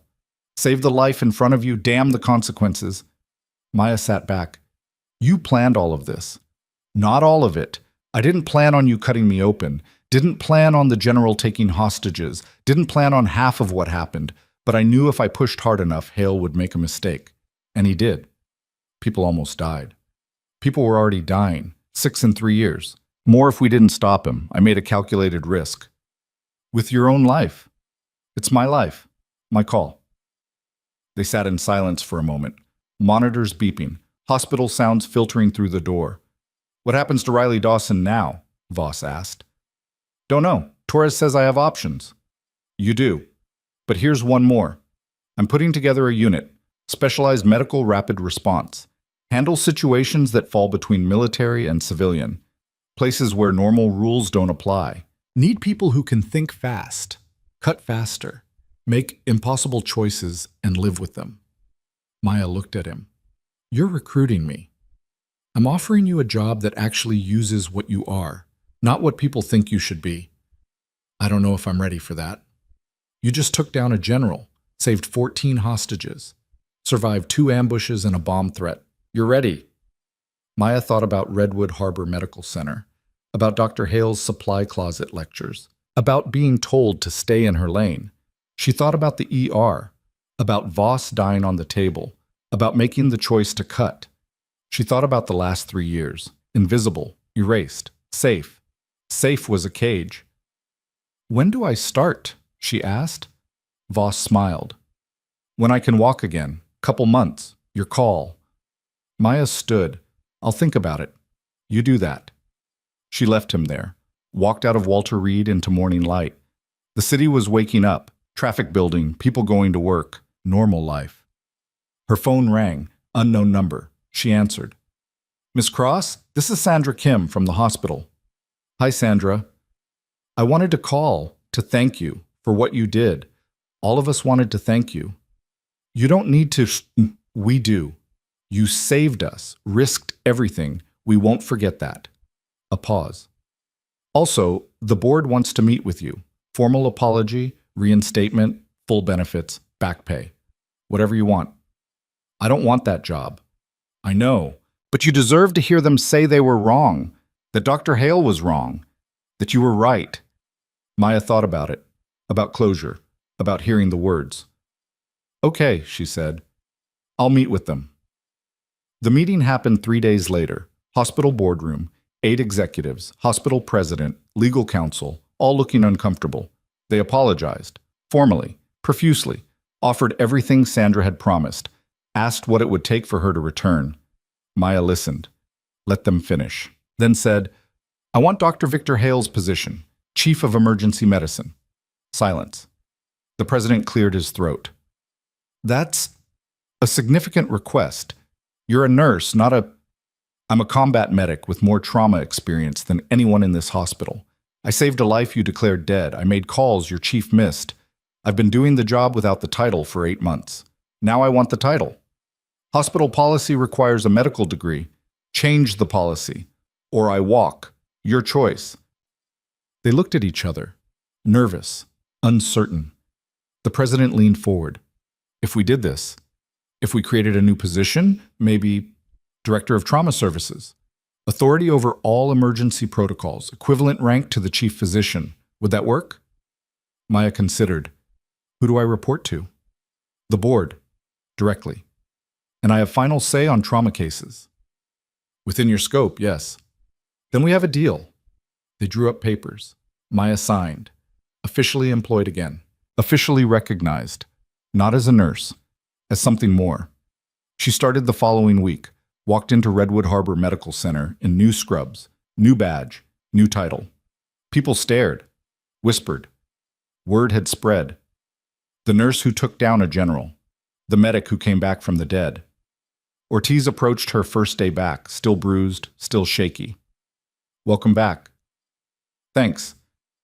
Listen, about what happened, what I didn't say, I should have stood up for you, with Hale.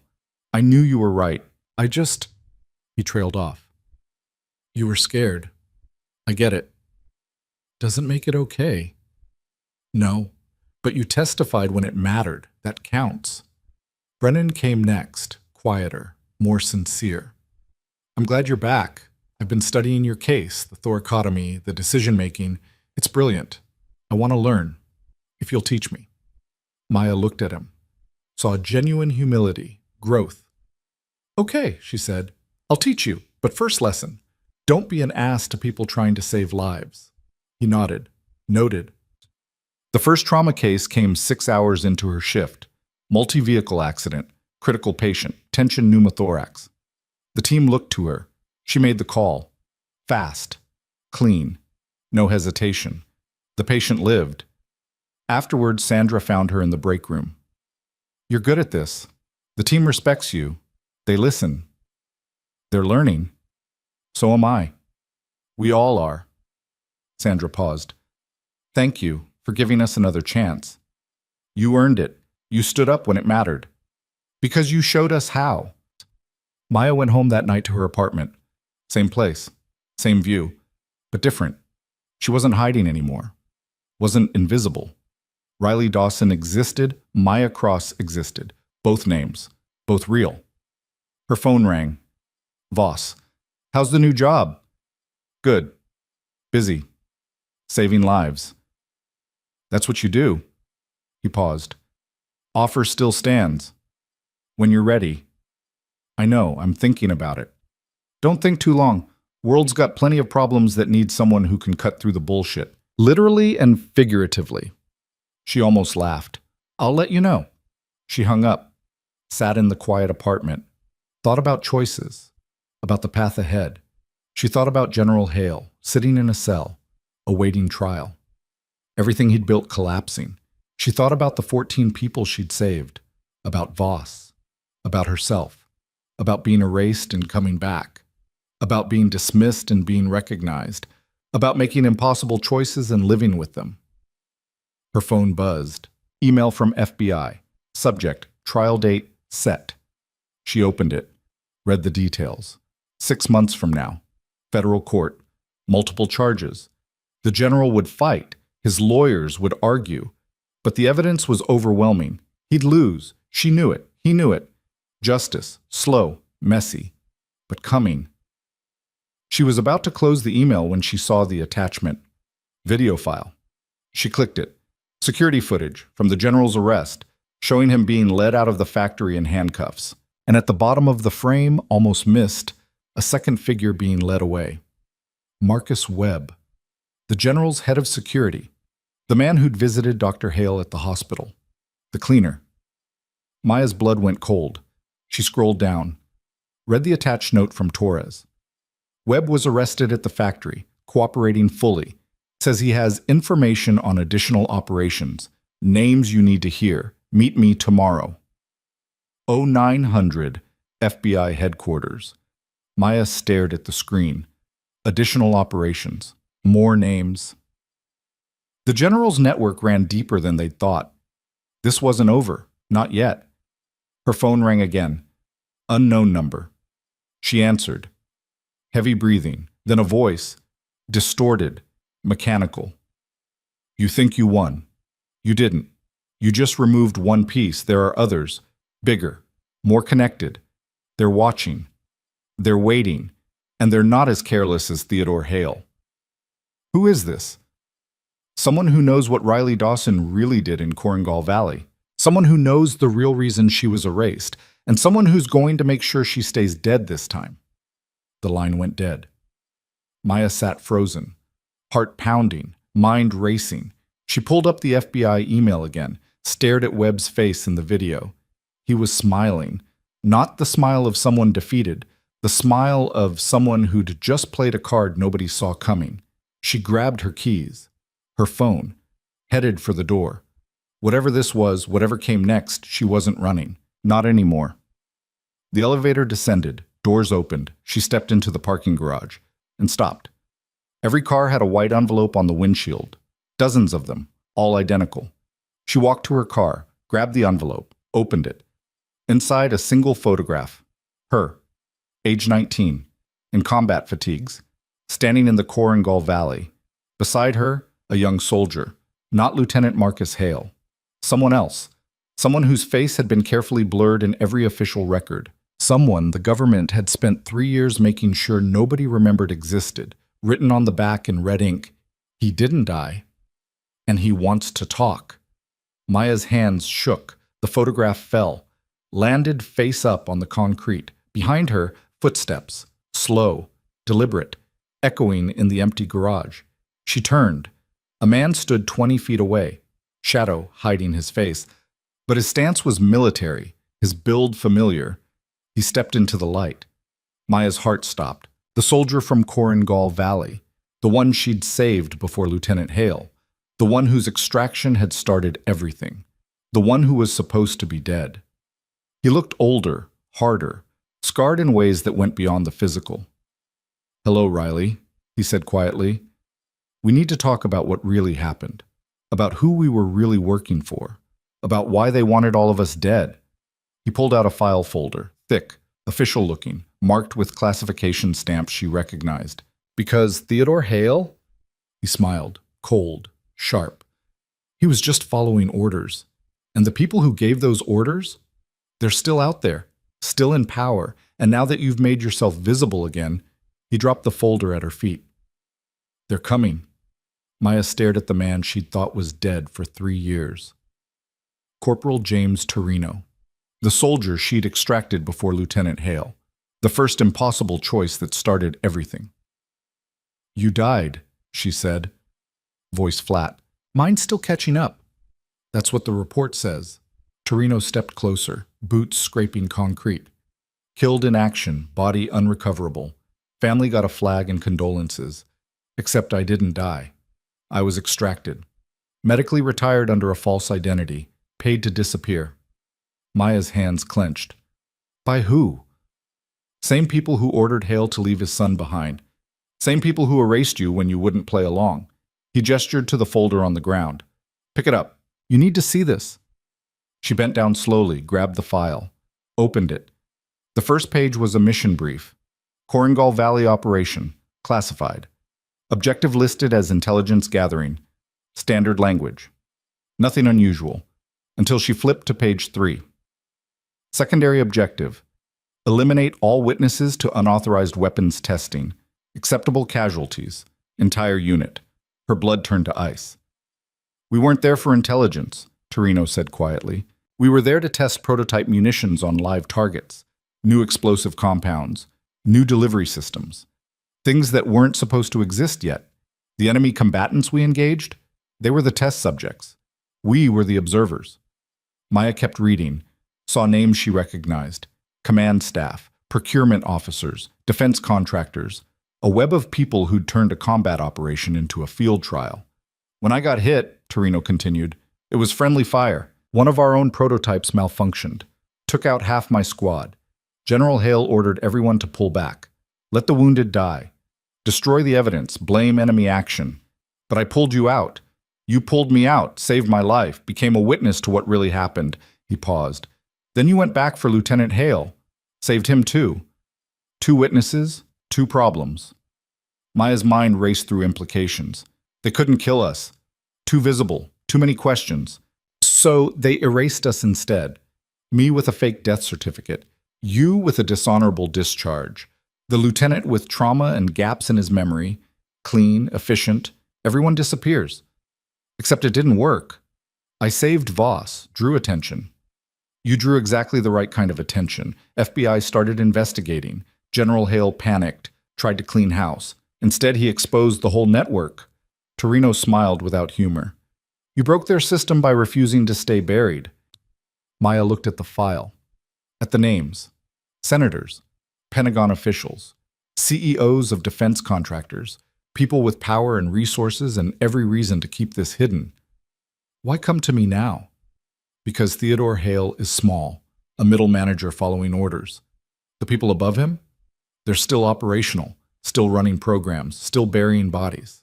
And now that you've made yourself visible, they're deciding whether you're a problem that needs solving. Let them come. They will, but not the way you expect. No ambushes, no bombs. They'll destroy your credibility, plant evidence, make you look unstable, conspiracy theorist, someone who can't be trusted. By the time they're done, nobody will believe anything you say. Maya closed the file. What do you want? Same thing you want. Justice, exposure, accountability. I've been gathering evidence for 3 years, documenting everything. But I can't go public. I'm dead. You're not. You've got credibility now, FBI backing, Media attention. You can make this stick. He pulled out a USB drive, held it out. Everything's on here. Documents, communications, financial records, proof of the weapons program, proof of the cover-up, proof that goes all the way to the top. He paused. But if you take this, you're committing. No more half measures. No more playing it safe. You're declaring war on people who've toppled governments for less. Maya looked at the drive, at 3 years of evidence, 3 years of truth waiting to detonate. She thought about Riley Dawson, erased and buried, about Maya Cross, invisible and safe, about the space between those identities where she'd been hiding. She thought about the 14 hospital workers who'd stood up, about Victor Hale testifying against his father, about Voss risking everything, about people choosing courage when it cost them. She took the drive. Where do we start? Torino's smile was sharp and genuine, by making some very powerful people very nervous. They left the parking garage in separate vehicles. Maya drove to FBI headquarters, called Torres from the road. I need an emergency meeting, you, me, and whoever handles public corruption cases. Torres heard something in her voice. What happened? James Torino is alive, and he has evidence that makes the general look like a parking ticket. Silence. Then, I'll make calls. Get here fast. Maya arrived 20 minutes later. Torres met her at the entrance with 2 other agents. They moved to a secure conference room. No windows, no recording devices, just blank walls and tension. Maya plugged in the drive. This stays in this room until we verify it, Torres said. If it's what you say, it's going to cause earthquakes. They spent 4 hours going through files, documents, audio recordings, financial transactions. The evidence was overwhelming, detailed, precise, the weapons program, the cover-up, the body count, all documented. Torres's face went pale. One of the other agents left the room twice to vomit. This is... Torres couldn't finish the sentence. Treason, Maya said flatly. Corruption, murder, pick your felony. We need to verify sources, chain of custody, make sure this stands up in court. How long? Weeks, maybe months. This is complex. We don't have months. The people on that list know I'm a threat. They'll move against me, against Torino, against anyone who knows. Torres leaned back, rubbing her face. Then we accelerate. Task force, full resources. But Maya, if we do this, if we go after these people, it gets ugly, political, dangerous. It's already dangerous. At least this way we're swinging back. Torres made calls. Within 2 hours, a task force assembled. 12 agents, federal prosecutors, Justice Department oversight. They moved fast, pulling warrants, freezing accounts, preparing indictments. Maya sat in the conference room watching it unfold, felt the machinery of justice grinding into motion, slow, methodical, but unstoppable once it started. Her phone buzzed. Text from Torino. They know. Be careful. She showed Torres. We're moving you to protective custody, tonight. No, I'm not hiding. Maya, I spent 3 years hiding. It didn't work. I'm staying visible. Let them come at me in the open. Torres wanted to argue. Couldn't. Then we put a detail on you. Round-the-clock protection. Fine. But I'm going to work tomorrow, living my life. They don't get to make me disappear again. The next morning, Maya walked into Redwood Harbor Medical Center with 2 FBI agents shadowing her. Staff stared, whispered. She ignored them. Her first case was a motorcycle accident, severe trauma, the kind that would have killed the patient a week ago. Now she made the calls. The team listened. The patient lived. Between cases, Brennan approached. Everyone's talking. FBI protection. Secret evidence. What's happening? Justice. Finally. Can I help? Maya looked at him, saw genuine concern. Growth. Keep being a good doctor. Keep standing up when it matters. That's how you help. He nodded. I can do that. The day passed. No attacks, no incidents, just normal hospital chaos and the quiet presence of armed agents in the corner. That night, Torres called. First arrest went down. 3 Pentagon officials, 2 senators, the defense contractor CEO. More coming. How are they spinning it? They're not. Evidence is too solid. Media's already running stories. This is going to dominate news cycles for months. Maya felt something loosen in her chest. Not relief, not yet, but momentum, forward motion. What about the people at the top? The ones giving orders? Working on it. Some are protected by classification, national security arguments. But we're pushing. Justice Department is pushing. This is priority one now. The arrests continued over the next week. More officials, more contractors. The conspiracy unraveled in real time on national television. Congressional hearings, special prosecutors, the whole apparatus of accountability grinding forward. General Theodore Hale's trial was accelerated. With the new evidence, his lawyers couldn't argue ignorance. He'd been following orders, yes, but he'd also participated willingly, profited, buried bodies. The trial lasted 3 weeks. Maya testified. So did Torino, emerging from the dead to tell his story.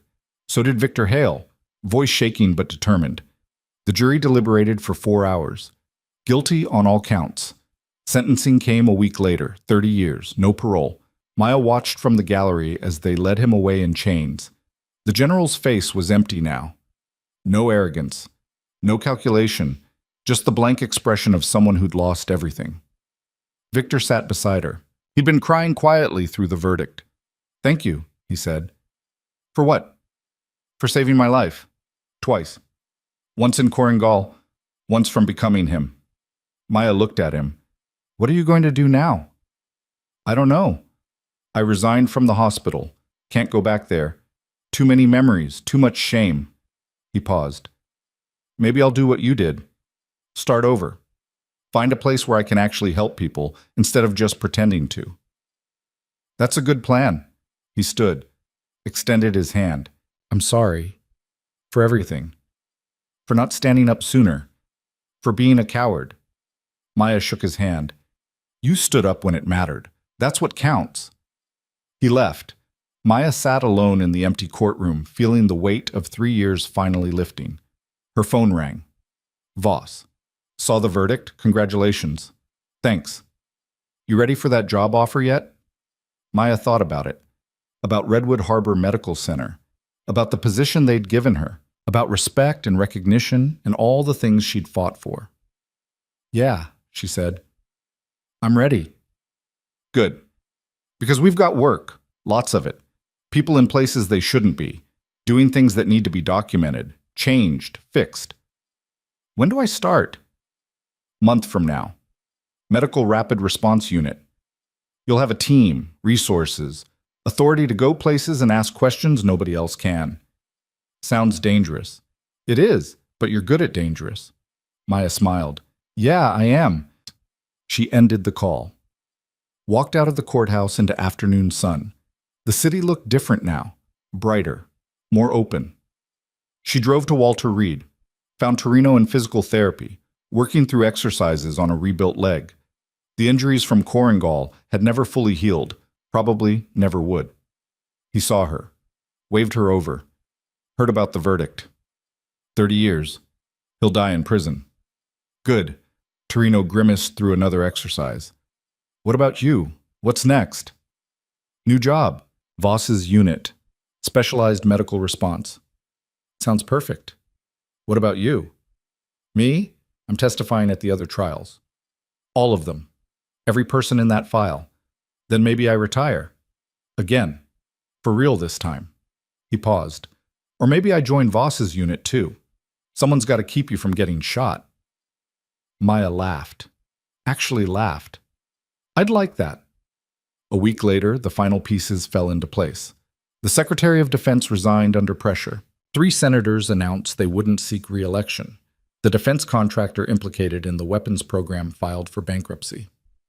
The system had bent, cracked, but held. Justice. Slow and messy and imperfect, but real. Maya's last day at Redwood Harbor Medical Center was quiet. No ceremony, no speeches, just her cleaning out a locker, saying goodbye to people she'd fought alongside. Sandra found her in the break room. "You're really leaving?" "Yeah." "We'll miss you. You changed this place. Made it better." "You did that, all of you. I just showed you it was possible."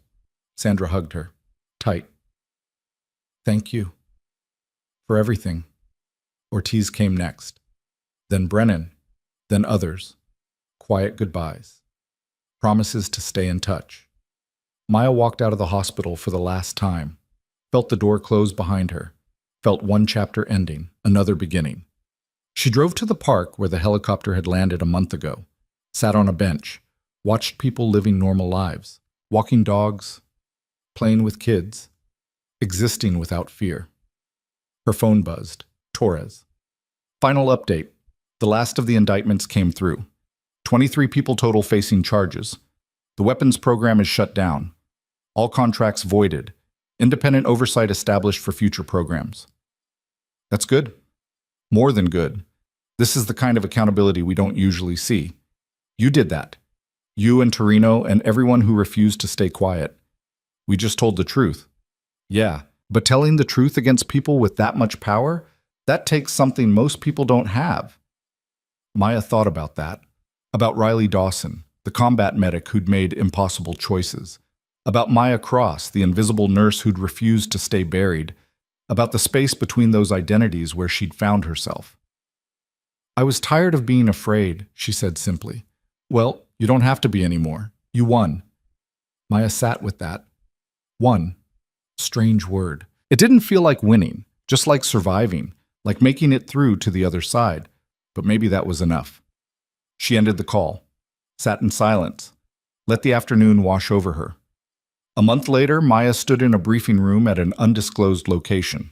Voss at the front, Torino beside her, a team of 12 specialists, medics, operators, analysts, assembled for the first time.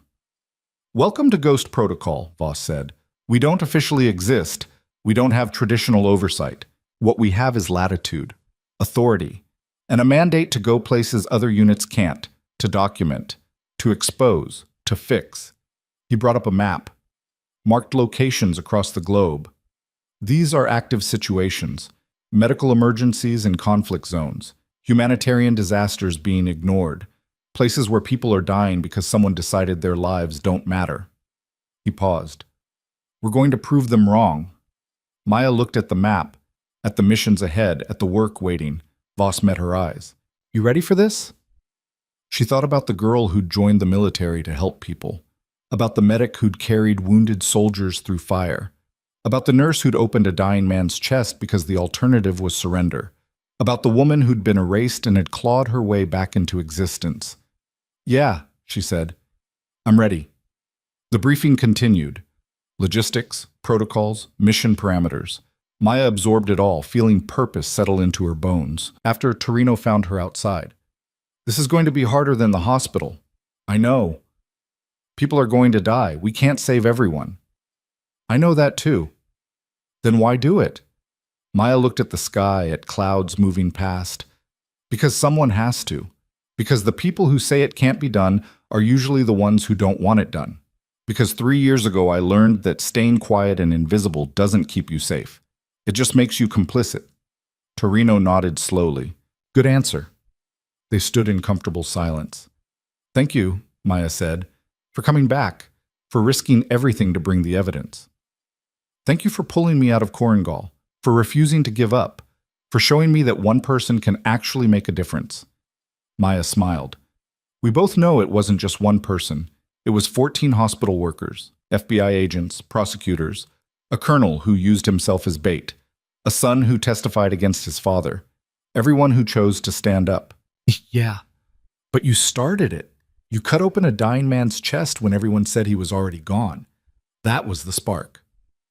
Maya thought about that moment, about the scalpel in her hand, about the choice between rules and lives. I'd do it again, she said. I know. That's why Voss chose you. 2 weeks later, Maya deployed on her first Ghost Protocol mission, a refugee camp on a border nobody acknowledged. Medical crisis. Collapsing infrastructure. People dying from treatable conditions. The work was brutal, endless. 12-hour days that became 16 became 20. Supplies running low, casualties mounting. But Maya and her team pushed through, treated wounds, stabilized patients, saved lives that would have been statistics. On the 7th day, a local doctor approached her. Older woman, exhausted, grateful. Thank you, she said in broken English. Thank you for coming. for caring. Most people forget we exist. Maya thought about being forgotten, about being erased, about the isolation of invisibility. I won't forget, she said. The mission lasted 3 weeks. They saved hundreds, lost some, came home changed. Voss debriefed them. Good work. Hard work. This is what we do. Next mission deploys in 2 weeks. Rest, recover, be ready. Maya went back to her apartment, showered, slept for 14 hours. Woke up sore and tired and alive. Her phone had messages. Sandra from the hospital checking in, Torres with updates on the trials. Doctor. Santos inviting her to speak at a medical conference about battlefield trauma techniques. She answered them all, stayed connected, stayed present. A year passed. Then 2. Ghost Protocol ran missions across the globe. Maya became known in certain circles, respected, feared by people who operated in shadows. The trials continued, more convictions, more accountability. The weapons program became a case study in corruption. Reforms were implemented. Oversight strengthened. General Theodore Hale died in prison. Heart attack. Maya felt nothing when she heard. No satisfaction, no anger. Just the quiet acknowledgement of justice completed. Victor Hale reached out occasionally. He'd started working with Doctors Without Borders, found purpose in service, found redemption in helping people who couldn't help themselves. I think about what you said, he told her during one call, about standing up when it matters. I'm trying, every day. That's all anyone can do. On the 3rd anniversary of the night she'd cut open Voss's chest, Maya found herself back at Redwood Harbor Medical Center. Not as an employee, as a guest speaker. The auditorium was full. Medical students, residents, nurses, doctors, all there to hear about trauma medicine, about decision-making under pressure, about the ethics of impossible choices. She stood at the podium, looking out at faces eager to learn. 3 years ago, she began, I was standing in this hospital's ER. I was a nurse. I was invisible. I was told repeatedly to stay in my lane, to not think, to just follow orders. She paused, let the room settle. And then a dying man arrived, and my supervisor declared him dead. And I had a choice, follow the rules and let him die, or break the rules and try to save him. The audience was silent, listening. I chose to save him. I performed a procedure I wasn't authorized to do. I violated protocols. I risked my career. And in doing so, I set off a chain of events that exposed corruption, brought down a general, and changed my life completely. She looked at the young faces, saw herself in them. Here's what I learned. Rules matter. Protocols exist for good reasons. But sometimes, in that moment when everything is falling apart, and you have seconds to decide, the rules aren't enough. You have to choose between what's allowed and what's right. And that choice defines who you are. She paused again. I'm not telling you to break rules. I'm telling you to know why they exist, to understand when they serve life and when they serve bureaucracy, to have the courage to make the hard call when it matters. A hand went up. Young resident. What if we're wrong? What if we break protocol and the patient dies anyway? Maya nodded. Then you live with it. You learn from it. You carry that weight. But at least you tried. At least you chose action over paralysis. At least you stood for something. Another question. How do you know when to break the rules? You don't. Not for certain. But I'll tell you this. If you're making the decision to save a life, to help someone, to stand up for what's right, even if it costs you, you're probably on the right side of the line. The questions continued. Maya answered them honestly, shared failures alongside successes, talked about fear and doubt and the weight of impossible choices. After, students approached, shook her hand, asked for advice, thanked her for her honesty. One young nurse, barely 22, fresh out of school, said quietly, I want to be like you. I want to make a difference. Maya looked at her, saw Riley Dawson, saw Maya Cross, saw every version of herself that had struggled and failed and tried again. Then start today, she said. Stand up when you see something wrong. Speak out when others stay silent. Choose courage over comfort. You don't have to be perfect. You just have to care enough to try. The nurse nodded, eyes bright. Maya left the hospital that night feeling settled, complete. The girl who'd been erased had become someone who mattered, who made ripples, who changed things. She drove to the park, sat on the same bench where she'd processed everything a year ago, called Voss. How'd the speech go? Good. Exhausting. Important. Ready for the next mission? Always. Good. Because we've got a situation developing. Medical crisis in a border region. Government's blocking aid. People are dying. Maya felt the familiar pull, the call to action, the knowledge that somewhere, someone needed help that wasn't coming. Send me the brief, she said. Already did. We deploy in 48 hours. She ended the call, sat in the quiet, watched the sun set over the city, thought about the journey, about being dismissed and finding strength in that dismissal, about being erased and refusing to stay buried, about making impossible choices and learning to live with them. She thought about the people she'd saved, the people she'd lost, the systems she'd helped change. Most of all, she thought about the girl who'd joined the military to help people, who'd been punished for caring too much, who'd spent 3 years invisible and afraid. That girl was gone. In her place stood someone stronger, someone who'd been tested and hadn't broken, someone who'd looked at power and corruption and said no, someone who'd learned that being underestimated was a weapon, that being dismissed meant people didn't see you coming, that silence could be strategy, someone who'd learned that justice was slow and messy and required people willing to stand in the gap, someone who'd learned that one person couldn't change the world, but one person could change the life in front of them. And if enough people did that, if enough people chose courage over comfort, the world changed anyway. Maya stood, stretched, felt the pull of the mission ahead. Somewhere, people needed help. Somewhere, lives hung in the balance. Somewhere, someone was making the choice between rules and righteousness. And she would be there. Not as Riley Dawson, not as Maya Cross, as someone who'd been both and become something more. Someone who'd learned that being invisible was a choice, that staying silent was a choice, that accepting injustice was a choice. And she'd chosen differently. She walked to her car, started the engine, headed home to pack for deployment. Behind her, the hospital glowed in the darkness, still full of people making impossible choices, still full of lives worth saving. She'd been one of them once, dismissed, underestimated, told to stay in her lane. Now she made her own lanes, drew her own lines, chose her own battles, and won them. One life at a time, one choice at a time, one moment of courage at a time. The road ahead was long, the work was endless. The risks were real. But she was ready. She'd always been ready. She just hadn't known it until someone pushed her hard enough to push back. And when she did, when she finally stopped hiding and started fighting, she'd learned the most important truth of all. The people who tell you to stay quiet, to stay small, to stay in your lane, they're not trying to protect you. They're trying to protect themselves. From you. From what you might do if you realized your own strength. From the change you might create if you stopped asking permission.